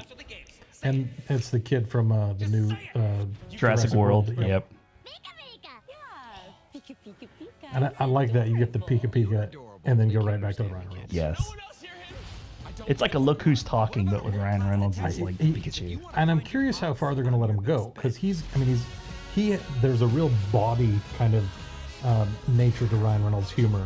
So I know, I know there's silent but deadly. Apologies, my tummy's bad from all the coffee. There's hints of that kind of sarcasm. Love it, and the kids and the adults get the jokes.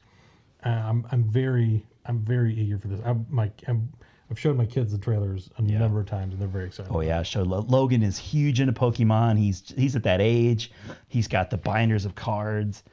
He has the Let's Go Pikachu on the Switch, and he loves Pokemon. He watches the cartoon all the time, so he's ripe for this thing. But it looks appealing to so many people. Like Laura is excited to see this. I think she's more excited to see that than she is like Captain Marvel. It's one of those that everybody's going to enjoy this. I have a feeling it could be the Lego movie of the summer. I think it's gonna. You don't necessarily have to be a Pokemon fan, because it looks cute. Ryan Reynolds is entertaining. The Justice. What is his name? I can't think of his name, but he's good. I think he's gonna do just fine, carrying the load of the human face. Yes. It can't be easy going against Ryan Reynolds, and you can't even see Ryan Reynolds, especially. You can't even appreciate. Like, was he there? Like, I don't think he was. So, like, how do you play off a guy like Ryan Reynolds if he's not even there? That would be a tough one. That's gonna be tricky. But in the trailer, I think they nail it. Yeah. It looks really good. It's gonna be. I think it's gonna be a big hit. I think it's gonna like take movies like Aladdin's. I think June. But they're like Dumbo, things like that. It's gonna do way better than those movies, I think.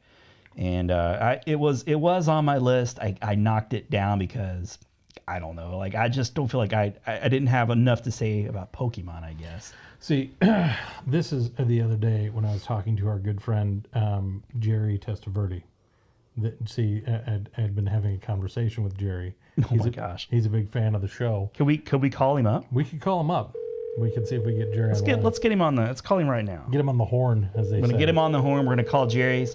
We're gonna call the delicatessen. The delicatessen. And we're just gonna have a few words with Jerry. Hey, Jerry, how's it going? Hey, Jerry Testaverde here. How are you? Great, man. It's Ron from CINEMASTERS. I got Adam here. Yeah. I'm sorry. I was talking to him the other day. We were having a conversation. About movies, the motion pictures that people go to the theater to see, and he was telling me there's a new movie with that the delightful Ryan Reynolds. Hey, I just found out. I was watching to see what it was.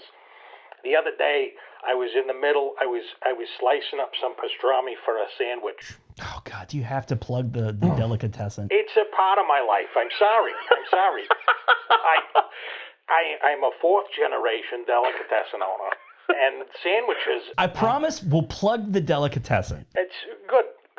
I would love to be an official advertiser for the program. I don't know in what capacity that is. Could you pay us in meats? I would love to pay you in meat. I have some of the best sandwich meats available on the market today. That's all I'm gonna say. Pound for pound, dollar for dollar.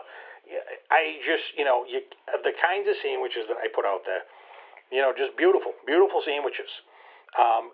So I'm slicing up some pastrami, and I'm watching this movie with Sandy Bullock, The Proposal, and I'm watching it, and there's this fella in the movie. I don't know who he is, but he's very, very. He's got great charisma. There's a lot of charisma just oozing off the screen. This guy, and who is this guy? He's got that thing. Right? He's got that thing. You're just like, oh, this guy. Who is this guy? What's he doing? Where'd he come from? I don't even know. I find out he's Canadian. That blew my mind. I couldn't even believe it. But maybe you could make a sandwich inspired by like the Ryan Reynolds Canadian sandwich. Probably a lot of Canadian bacon. Obviously. It's really the only meat we get from Canada. I don't know, maple syrup, that seems like it would be a little heavy. I'll have to toy around with it just a little. You're an artist, Jerry. It's what I do. I get inspiration for sandwiches from very specific places, and when these inspirations hits me, boom, bam, sandwich. There it is. And it's some of these sandwiches, I tell you, they're explosive. So Adam was mentioning this movie's coming out. Yes, talking about this with the Pikachu, and it's Ryan Reynolds. As far as I know, it does not feature Sandy Bullock, so I can't promise. We'll have to look into that. I can't promise I'm going to check it out. But if you're looking for a Sandy Bullock recommendation, I highly recommend The Proposal. It was a lovely film. That's all I'm going to say. I'm sorry. Scenes away, though, from Sandy. It was complimentary. Like if you get... He's a nice kid. He's a good kid. He's got a good face. You trust him. You believe him. You think, oh, this guy could leave this. I could leave my kids with this guy, and I would be okay. But you don't have kids, Jim. No, I don't. Unfortunately, I don't have kids. If I did, I would leave them with him, even after just meeting the guy. I would meet this guy who would say, hey, I got to step out for a minute. Would you watch the delicatessen? Here's my children. That's like your kid, right? That's what I would do. I would. My delicatessen is like my child. Would you leave him with the cutter, the slicer? You know, you have to have a license to use a slicer. Okay. But I would leave it unplugged. You know, if he plugs it back in, he chops his fingers off. What can I do? You know, that's why I got him into insurance. But I don't think he's got that kind of face you could trust. I feel like if this guy was like, hey, we've got some turkey that's already sliced up, and I can package that up for you, put it on the scale, I could sell it to you. He could do that. If I'm just going to step out for a minute, probably. I can't imagine I would be gone from the delicatessen that long. But what's he going to do? You know, he's Ryan Reynolds. He can do no wrong. People are going to love him. They're going to love him. He's a good kid, that Ryan Reynolds. He's a great kid. Great kid. Love him. Love him. He's probably got a good, solid family. Oh, my goodness. My goodness. They probably eat lots of meat. Lots of it. I would fix him all kinds of cutlets. You know, whatever he needs, whatever he wants. Yeah, I would go just paper thin or thick. I don't know what kind of sandwich. Well, you look at his physique. He's probably going to go thin. He's going to go. Maybe unless he's bulking up for a Deadpool movie. Maybe a nice aioli. Yeah, I'm just saying. I'm saying that kid looks like. So is that your pick? Is that your meat pick of the week? I think so. Okay. Yeah, I'm gonna go with that. That's what I'm. Again, that's what I always says. Pound for pound, dollar for dollar. That's my pick of the week. That's the proposal. Go see it, kids. Good stuff. Good stuff. All right, Jerry. So you're looking forward to Detective Pikachu? Detective Pikachu. I will maybe. I probably won't be there, but you should go see it. And you're basing this recommendation mainly because he was in a movie with Sandy. He was in a movie with Sandy. Is that really what we're getting down to? Mostly. That's very few movies without Sandy Bullock are going to end up in my proverbial Netflix queue like the kids are talking about. But if Sandy's in it, I'm there all the way. 100%. Unless the Sandy movie is streaming on Netflix, or if she has a movie, God forbid, releasing in theaters. Yeah, I tell you that at 28 days later, not a sequel for a Sandy Bullock movie. No one told me. I was very upset at that. Just wanted to.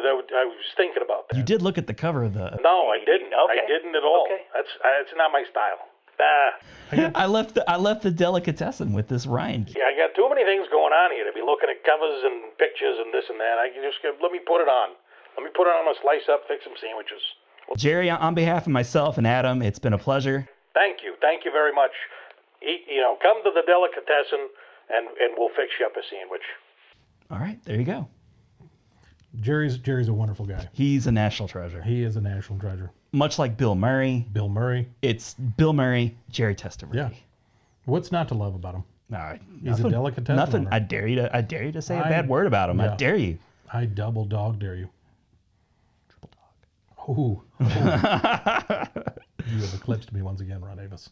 Okay. Well, that's what I'm here to do. I'm here to one up. And I have final editing cut. Yeah. So I can always just shut you up and have the last word. The entire thing could literally be no audio. It's just a donkey sound coming out of your mouth. The entire time. This guy seems really unintelligent. Okay, so that was your number 3. We'll just move on over to my number 3.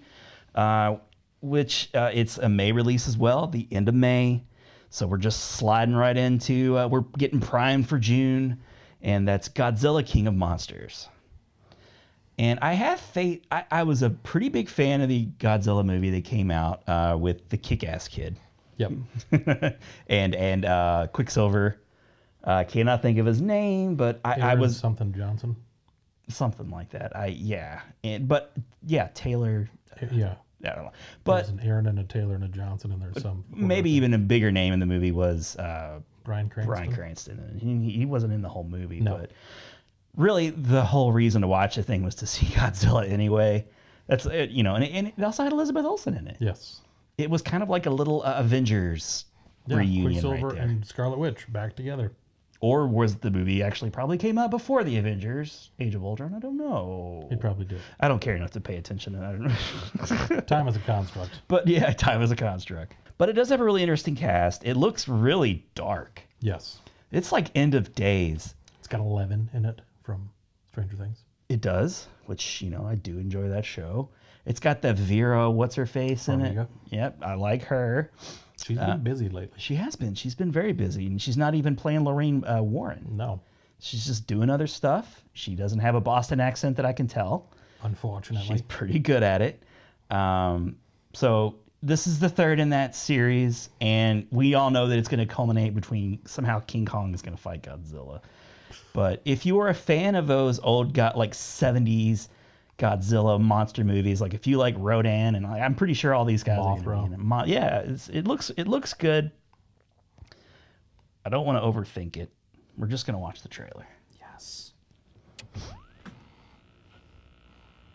I'll go ahead and spoiler alert here. This is actually my number 5. So. Oh, this is your. Yeah, that's my number 5 on my list. So okay. We're moving right along here. Well, yours worth watching. We are. We're some overlap. Tone is good. I'm trying to reach. I love the way they hint at everything. Everything's just kind of like just these shadows and outlines and quick. I'm jonesing for a good monster movie. Yeah. I want a kaiju monster movie in the way that Rampage was kind of disappointing. Rampage did not hit as well as I was hoping. I still enjoy it, and we've watched it a number of times. My kids love it. I love seeing the Legendary logo. Yes. They make good movies. Just so much destruction. We believe that these titans. Oh, Thomas Middleditch. Love. Oh Thomas yeah. Middleditch. Love that guy too. I love his Sprint commercials. He's a big. He was one of the reasons why I started watching Silicon Valley, because I love him. He's a good show.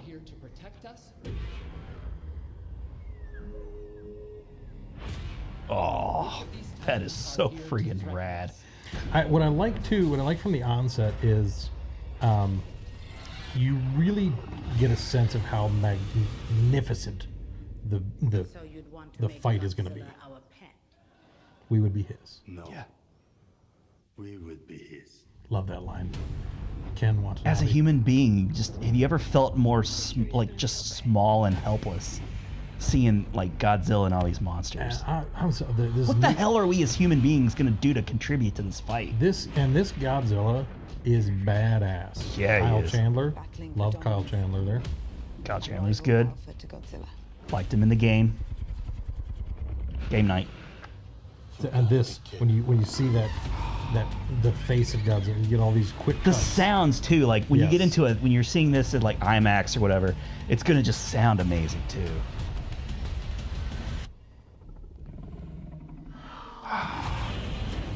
There he is. He's just like, he's coming at him. Look at his scales, man. Yeah. They're like glowing. It's just going to be such an epic confrontation, and I'm very, very, very excited about it. So, it's a popcorn movie, and it's summertime, and it's appropriate. It's perfect for that. It's just perfect for that. It's going to get us, primed for summer. I'm super excited to see it. From the first teaser that I saw, I was like, this is going to be amazing. It's going to be badass.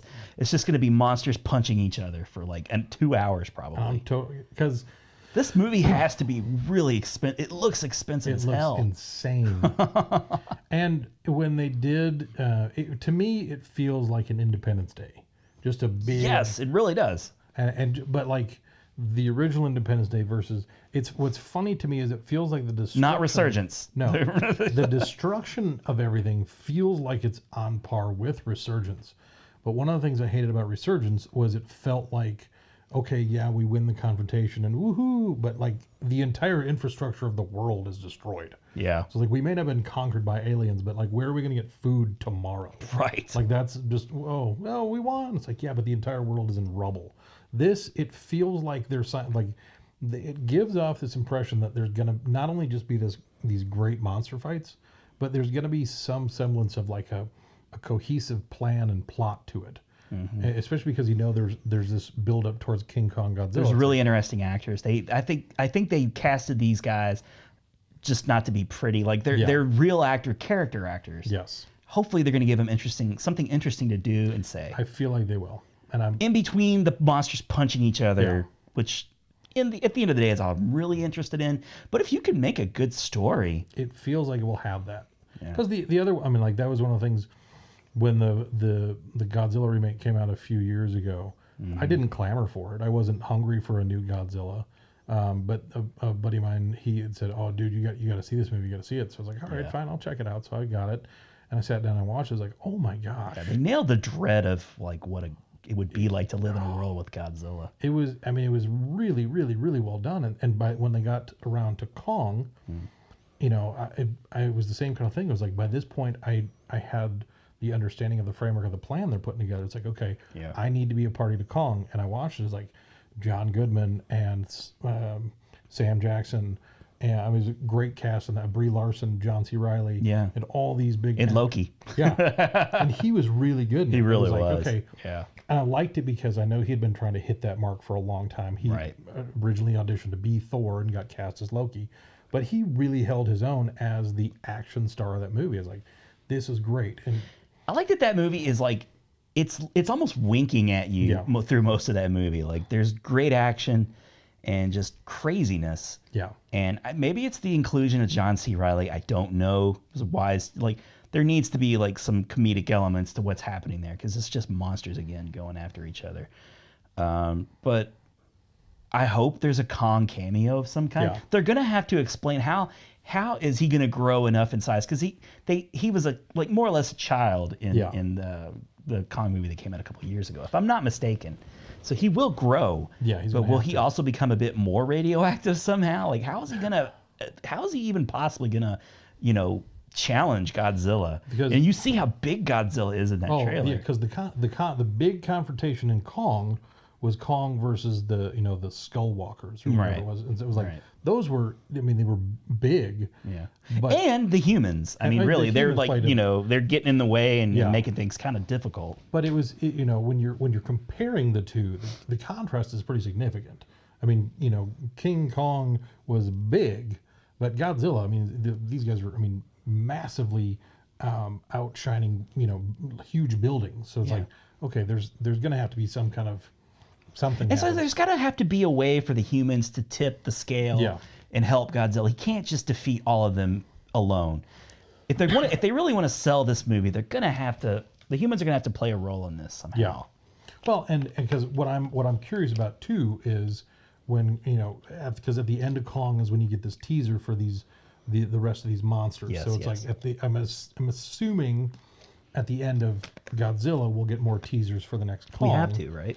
And so I'm Warner Brothers is going for it. Like they're not skimping on these movies. They're really nailing. And so it is. I'm curious what will be the reason that we have if we're pairing up with Godzilla in this movie. Yeah. What would be the reason that we would put Godzilla versus Kong? I don't know. So that's. I think I'm more excited to see how that's going to work out than I am him seeing this movie, which is going to be great. Yeah. I'm going to enjoy every second of this. It's going to be intense. I'm very interested to see how they're going to work Kong in for the next movie that they're. It's going to be the framework of this. It's going to be King Kong versus Godzilla. That's what they're going for. That's their Avengers moment, basically. Exactly. So, and I love the way that Warner Brothers is doing it. You got a Godzilla movie with a tease, and then a couple years later, the King Kong movie comes out, and it was a kind of a surprise hit. I really don't know if people expected it to be a big hit. I think they kept the budget just right. I think they did too. And they hired in actors who were notable and good recognizable, but not a Tom Cruise or something like that. So, Sam Jackson, John Goodman, Brie Larson, who was not yet Captain Marvel. I mean, it was a good cast. Yeah. Interesting cast, and it looked beautiful. King Kong was amazing. That movie was, I loved that movie. I like it actually better than the Godzilla remake from a couple of years before that. I would agree. So, but yes, this King, the King of Monsters, like you said, I love that line, will be his. Yes. Holy crap. I mean, like we've seen enough King Kong movies to know like that's the case. And the way that Ken Watanabe just drops it in there, and it just hits, because even when they're like, everybody's like, would he be our pet? It's like, no, let me cut through whatever you think is happening here and frame this for you perfectly. We're his pets. Love it. Just perfect. All right, Adam, what's your number 2, sir? My number 2, this would be I'm hoping, I guess there's a part of me that's hoping it's not a final installment, but it is the third installment of the John Wick trilogy, John Wick Parabellum. Gotcha. I've been eagerly awaiting this movie ever since the credits rolled on John Wick 2. Great setup from the second one. Yeah, like that's gonna be the shit is got real, oh my son. God. Yeah, and we get a lot more Lawrence Fishburne. So Neo and Morpheus are back together again. And we get Halle Berry. Have you noticed that like that's kind of her thing now? Yeah. She just gets dropped in as like the 8th or 9th. Yeah. But it's Halle Berry. She had a small role in Kingsman. Golden Circle, but she played it well and was deserving of it. And fine. so I'm like, all right. What I like about this is I feel like it's one of those where like she really started to wane in the mid 2000s, early 2010s. Yeah. And I think once people saw her topless, it almost feels like people stopped caring about Halle Berry. I know it sounds terrible, but she got like the big paycheck for Swordfish. She won her Academy Award for Monster. Well deserved. Yep. Great movie. Not Monster. Monsters Ball. Yeah. And then it's not fair because she is talented. It seemed like she kind of stopped trying a little bit. Like and then she was making that X-Men money too. Yeah, she had the money coming in. Yeah. She'd earned that Academy Award. Oh yeah. So she had to have sex with Billy Bob Thornton for God's sakes. And that's not high on anybody's. That's not high on Billy Bob Thornton's list. I was like, he knows. He's well aware. I like the way you talk. Mm-hmm. Like, oh, I'm sorry about my naked body. Yeah. I apologize. But yeah, the inclusion of Halle Berry is just icing on the cake. She's gonna be like I hope she's a badass. I get the feeling like she will, and I feel like it could kind of, it won't because Keanu Reeves is like a known. He throws himself into these movies. He is a presence. He actually transforms himself into a legitimate badass. Yeah. And then you see movies where Charlize Theron was like pretty believable badass. Yep. In Atomic Blonde. So I hope that Halle Berry is a believable badass and not just like some damsel in distress in heels with like a push-up bra or whatever. She feels like she will be a good compliment to him. Could this be a big break, like a comeback movie for her, you think? I feel like it could bring her back to the point where she would have a co-starring role. Mm-hmm. I don't know. I don't get the feeling like this would bring it back to like, hey, let's write a Halle Berry vehicle. Yeah, you're right. People are going to see John Wick. I think because of that and because of her performance, you could get her dropped in here and she would... Sorry, I'm skewing up the trailer there.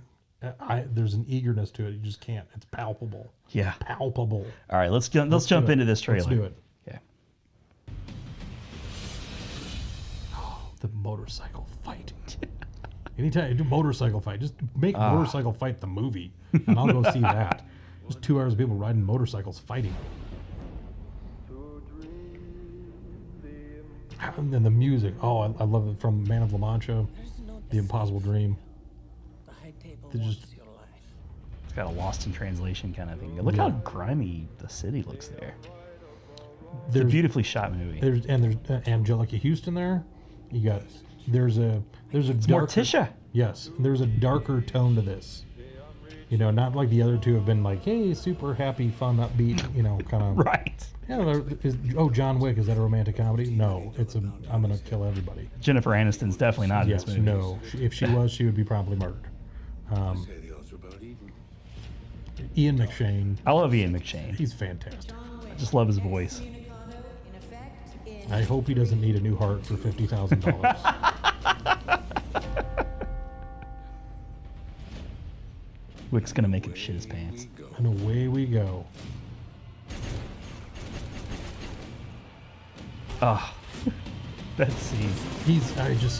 How do they keep making these gunfights seem so interesting? But they do. Love Lawrence Fishburne. There's a frantic precision to what he does that's just... It's the kind of action movie where like you find yourself not being able to breathe. He's on a horse. He's riding a horse. He's in the desert. what's he doing in the desert? And then there's Halle Berry. There's Halle Berry showing off, her berries. She's she's But she's aged wearing well. leather pants. I mean, yeah. Oh my God, Halle Berry as like Salma Hayek will never not be attractive. She's beautiful. So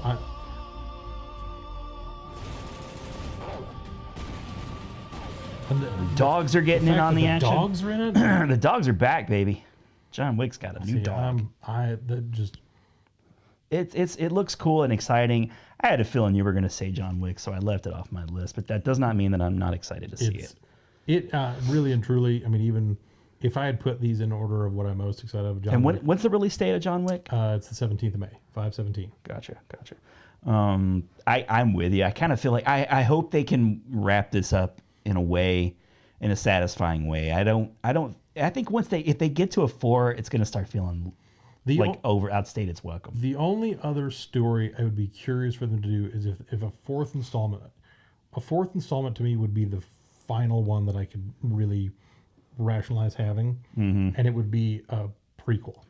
It would be go back to, because we've talked, and unless they cover it in this one, which I don't know that they will. Yeah. But there was all of this talk about the night that he got out. Right. The night that he stopped being John Wick and went to live this life with his wife who's now dead. And so they've alluded to it so many times that there's just this curiosity. Where'd he get that peaked. car? It's like, and then there was the marker in the second one that is like, okay, what is the marker? How does it? So there's a lot of curiosities there that if they wanted to put those into a prequel, fourth installment, I would be satisfied. But if they close it out with this, I think it would be a great trilogy in and of itself. There could be a temptation to do that. Yeah. Prequels, I've learned over the years, are usually not. They're just usually dangerous. Not a good idea. Yeah. They always sound interesting, but then something about just leaving something unspoken and imagining the myth in your, I feel like that's just, in my years of watching these movies, it's just usually for the better. As much as you want the explanation, and maybe it's just the Star Wars movie just beat that out of me, but I don't think that. I think there's been other prequels that are just not it's just not satisfying once you see it. It's hard. It's hard because by the time you get to a prequel, the action and everything that you have to do with the movie, you have to keep stepping it up in that, that. But that doesn't make sense too, because I hear what you're saying, because it is a sequel, whether it's a prequel or not, and the tendency is you do need to step it up. But if it's a prequel, it should be lessened. Yeah, it should be toned down. And would they be able to do that? And I don't know that they could. They would have to just know that that's the end, and just not care how much money it makes. I don't know how much money this movie. I'm sure it'll probably make all of its money in its first weekend. But none of the John Wick movies were huge hits. No. They make just enough. Yeah. And it's all on Keanu Reeves' shoulder. And as long as he's willing to do that, put his body through that. I think he is one of the most underrated actors. I think because a lot of what people remember him from is like that surferish kind of, like Point Break, Bill and Ted. Like he's got that kind of, but he's such a dedicated actor that he puts so much time and so much energy into learning, okay, what do I need to know? Like the military training that he did to be John Wick, and then working with the guns and the fighting styles and all. He, for months and months and months in advance, he transforms himself into the character. And he doesn't do it in that really douchey way like Christian Bale does, where he just goes full, like, I'm a character actor, I'm getting into this. I doubt he's blowing up and having little tantrums on set. Because he's a cool guy too. He's a really super nice, down to earth guy. From all accounts, and he seems like a really charitable guy. I have a lot of respect for him. I'm glad he has had the longevity in Hollywood that he has. My issue with Keanu Reeves always was that period of time, and it's not his fault. People for a long time insisted on casting him as a romantic lead. Yeah, and that's not a good thing for Keanu Reeves. No. He's a cool dude. Just let him be a cool dude. A Walk in the Clouds. What was the one where the cabin or something, where it was like a time traveling mailbox with Sandy Bullock. Yeah, the Lake House. Yeah, the Lake House. I watched that just a few weeks ago. Oh, man. I know what Jerry would say, but Jerry would have nothing but good things to say. Nothing but good say. But you know what I mean? It's he just let him be a cool guy. and he's golden because he doesn't have a lot of range as an actor. Like you say, you have a lot of respect for him as an actor. Yes, he throws himself into a role, but if you can just let him do that, and let him kind of wink at the camera every once in a while, that's all he needs to do. That's it. That's all he needs to do. But he's not like a good actor per se. But I love him to death. I actually, when Keanu Reeves enters frame, I'm interested. Yep. No matter what it is, I'm just interested. Every time. All right, John Wick 3. Anything else we say about that? I'm excited. Okay, me too. Me too. All right, so my next movie is a movie that wasn't even on my radar. And that's doing this show. I assumed there would be a movie that, I'm combing trailers.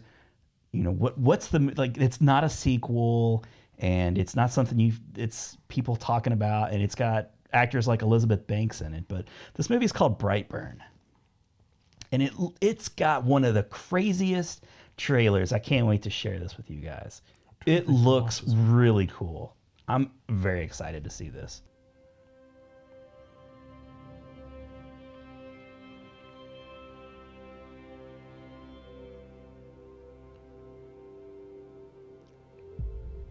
James Gunn. What's he been up to? He's been producing this. Who am I really like her. I think she's underrated. I agree. Elizabeth I? I Banks. know it's been difficult for you lately that you feel different from other kids. You are different. After your dad and I got married, we prayed for a baby for so long. Oh, I think I'm just trying to think. It's almost kind of like a Superman kind of thing. I mean, it's straight up Superman, really, at this point. But there's an ominous tone. There's an ominous tone. Very ominous tone. Feels like things might turn. And it's not just the trailer telling you that it might turn bad. Things could happen. You are special. Anytime there's laundry out on the clothesline. You can't go wrong with laundry blowing in, especially at night. Yeah. I mean, I've not used a clothesline, so I don't know what protocol is, but I feel like it would bring it in before dark. And this movie feels like it could very easily enter like cheesy, like you've seen this movie before, but it starts to sell me more towards the end of the trailer. They really sell the creepiness of this kid. The grin, subtle grin there. I like. This scene coming up with oh my god, gave me chills when I saw it.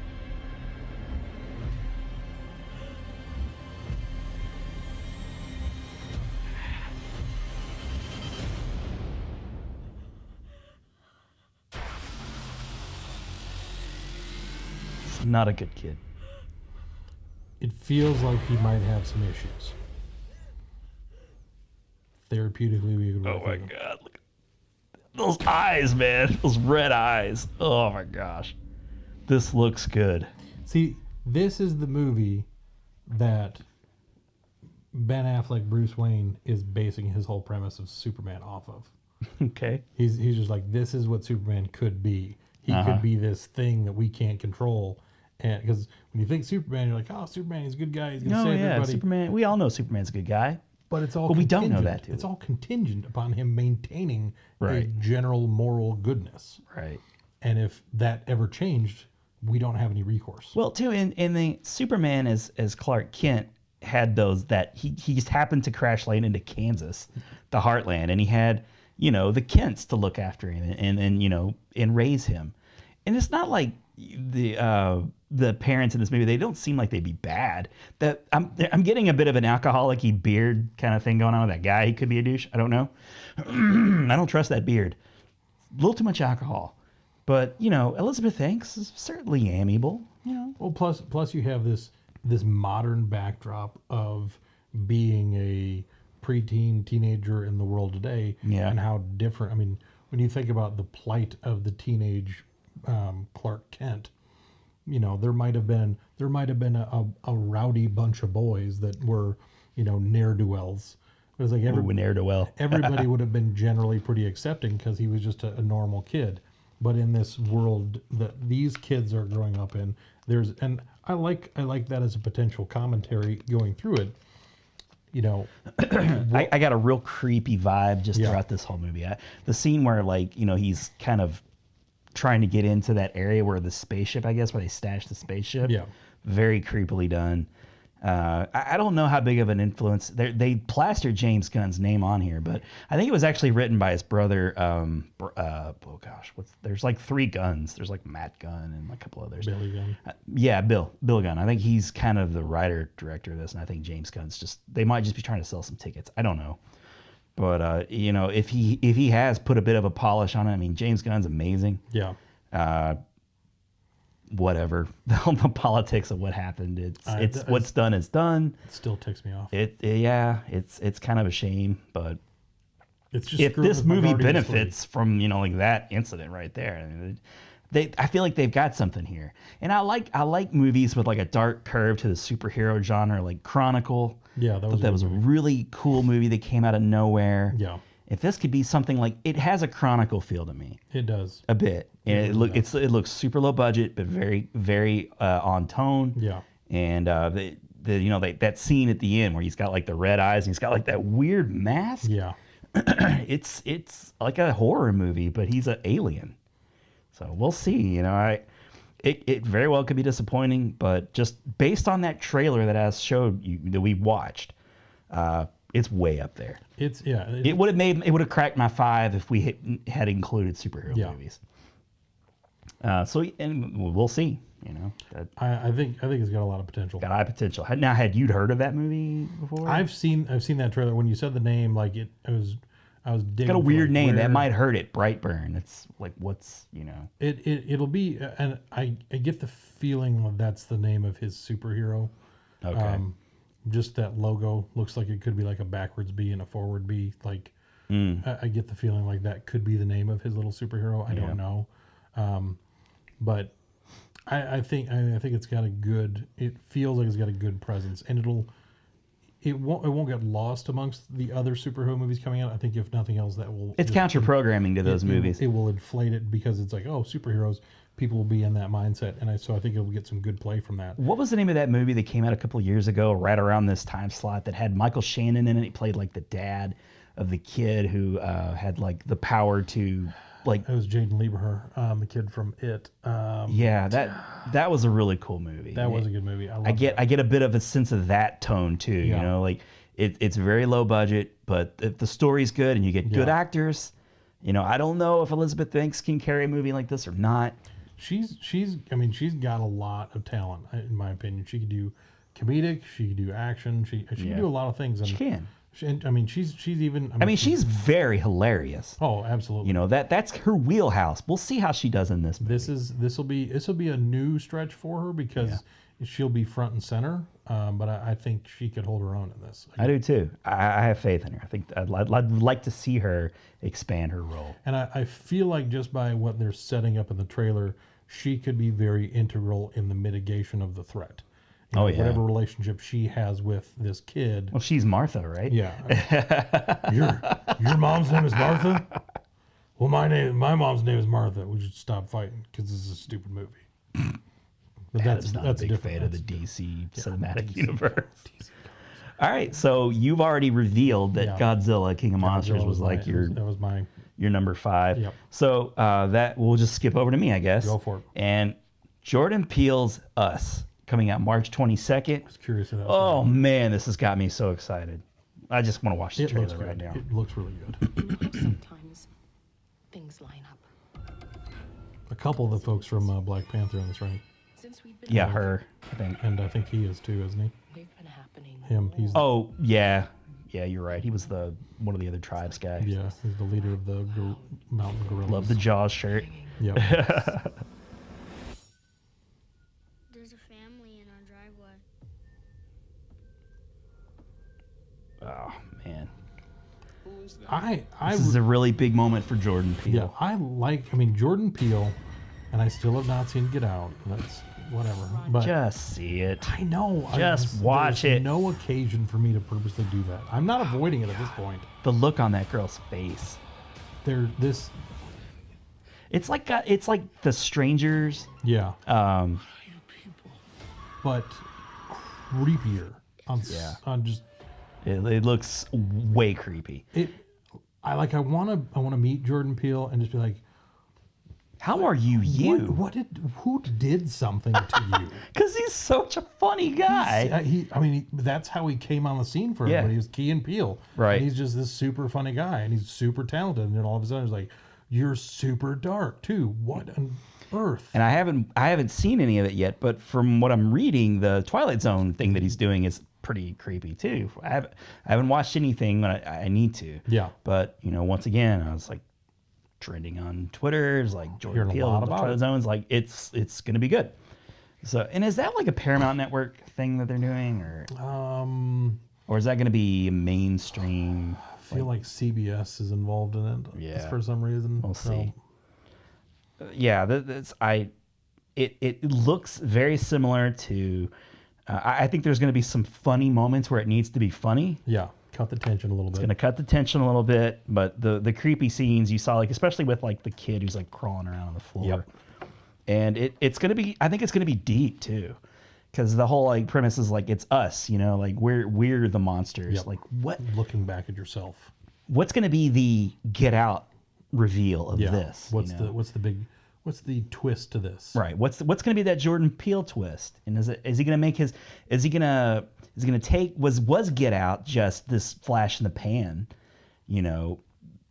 thing like once in a lifetime deal, or is he the real deal? And can he be legitimately a like frightening fellow? And is this going to be where he carves out his niche? Is he going to be the horror kind of guy? Or I hope not. I hope he just continues to walk both, because horror and comedy they go together so well. They do.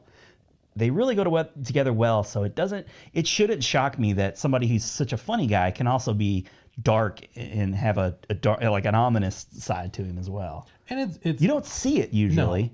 He's very conscientious in what he's doing, especially again, having not seen Get Out, but I think we should go see this when it comes out. Yeah, I'm down. I think we should go see this. And then, based on this, maybe you'll actually go see Get Out. Even though you know it's going to happen. It's still good. It's still good. The performances are wonderful, man. They're really good. Lakeith Stanfield is in that, isn't he? He's the kid from Sorry to Bother You.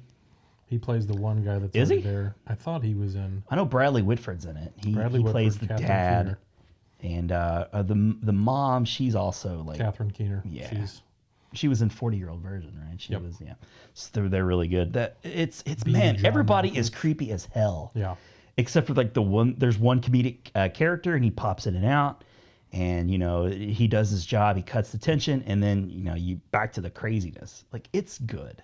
Like it really is good. And I'm not telling any of you guys this that you haven't heard. I mean, it was it won an award for A screenplay, right? I think so. Yeah, so a major award. It won a major award. A major award. Statue. Mind powers. And with that, that's our 10 most anticipated movies from March to May. A lot of front loaded and back loaded. Not a lot of April. Was I the only one that it mentioned an April movie? Pet Sematary? We shared that one. We shared that one, yeah. This is both of our number 4. Both of our number 4s. Do you have any honorable mentions like that just barely missed the list? The one for me that it made its way out of the list, mostly because it was moved to an August release, was The Informer. So I'll tease that one. I'm not going to talk about it all because I'll save it, because when it comes out in August, I'm sure it'll make my list. Yeah. Joel Kinnaman, looking forward to that one. You love that guy. I love Joel Kinnaman. He's an interesting guy. He's in that Keanu Reeves cloth. Yeah. It's kind of he's a cool guy. He is a cool, and can deliver like a line pretty well. As RoboCop. I wish that would have taken off better, because I forgot he was RoboCop. He was a great RoboCop. The show was on Netflix was good. Altered Carbon. They're starting season 2, but I don't think he's going to be in season 2, which is unfortunate. Probably not going to be as interesting then. Yeah. I had a horror movie that nearly made my list, and I don't even know if I'm pronouncing this right, but it's The Curse of La Llorona. Oh yeah. And it's produced by James Wan. It's in the James Waniverse.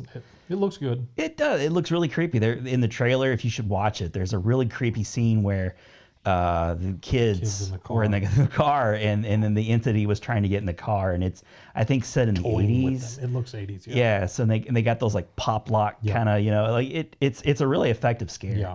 Hopefully it's not the only scary thing in the movie, and they just showed it to you. Yeah. Because I mean, movies are guilty of doing that sometimes. Yes, they are. And Dumbo. Dumbo is really growing on me. I like the Michael Keaton. You got Danny DeVito. It's kind of got that like Batman Returns kind of. I still get a little bit excited for a Tim Burton movie. A little bit.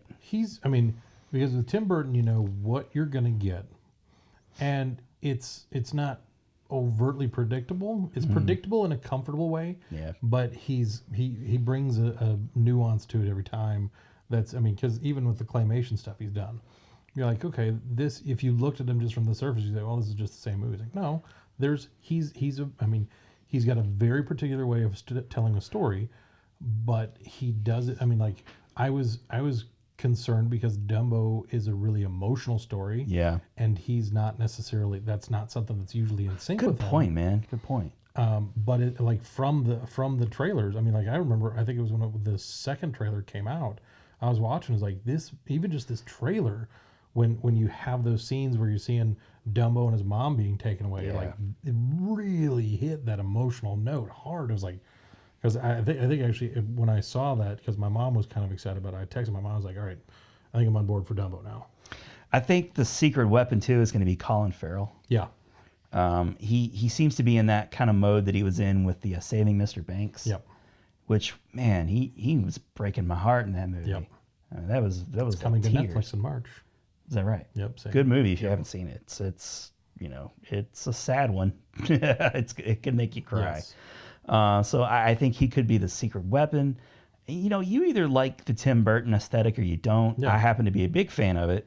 I've always been a fan of it from Pee Wee on. He's been doing it a while. He's been doing it a while, and he's pretty consistent. He's built a solid career around it. Yeah.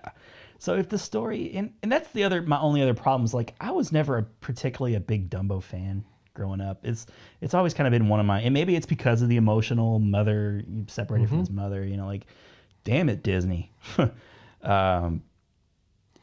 I just don't know, but I think there's enough there that if I had an honorable 6, it probably would have been my 6th.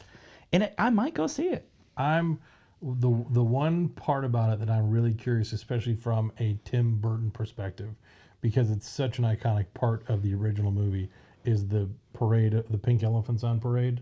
That because how are they going to do that? Well, Tim Burton could do it. In the original Dumbo, like I remember as a kid watching that movie, and that part of it was, I wouldn't necessarily categorize it as scary, but it was definitively tense. Yeah. Like the rest of the movie was more lighthearted. Even when it was emotional, it was still lighthearted.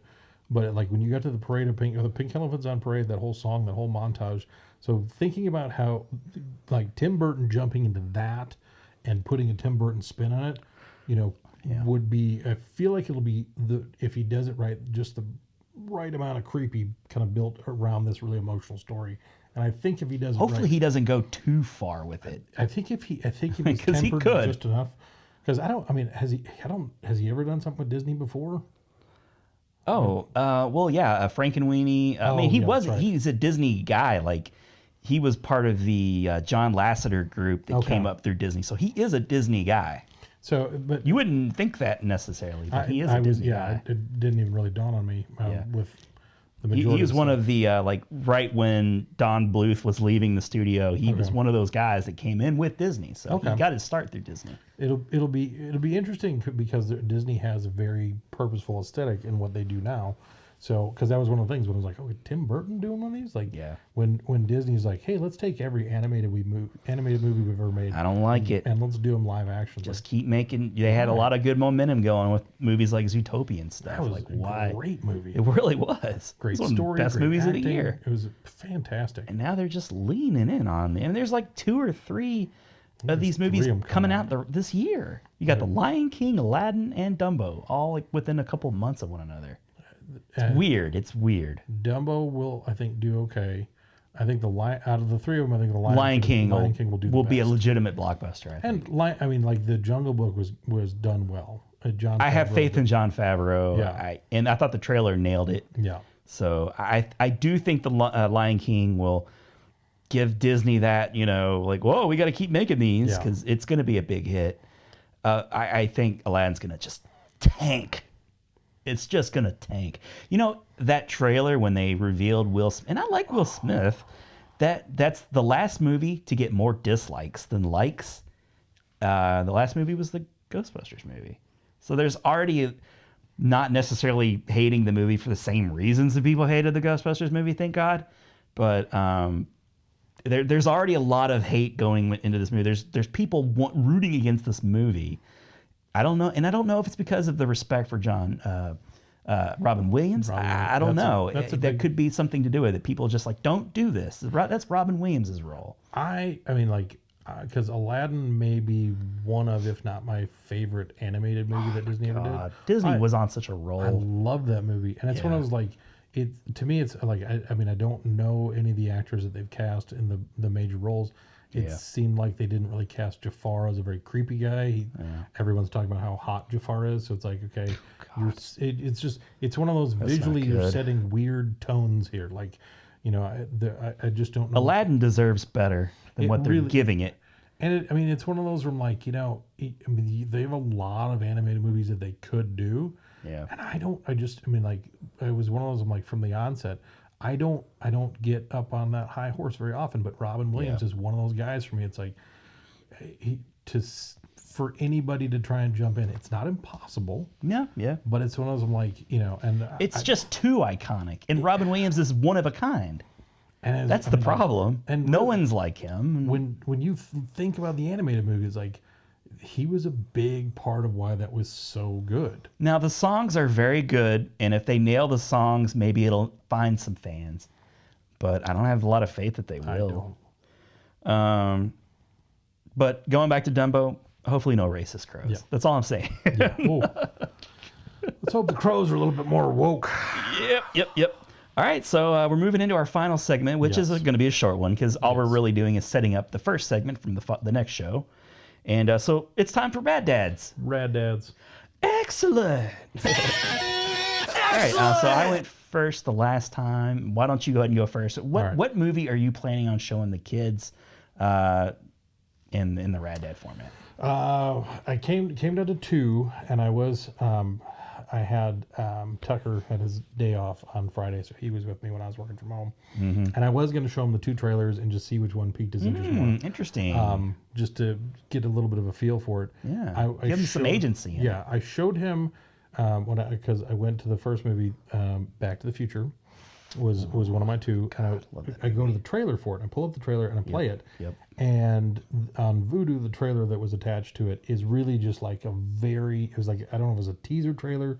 Doesn't show you like really anything from the movie. It's just kind of like all these shots of like you're watching Marty McFly walking. You see the car door open. You see the lights, and so it's a trailer they're already banking, and you've seen the movie. Exactly. Yeah. So they're not trying to sell it to you. It didn't give him anything to go off. The other one I was going to show him was Shazam, and Shazam I'll just keep.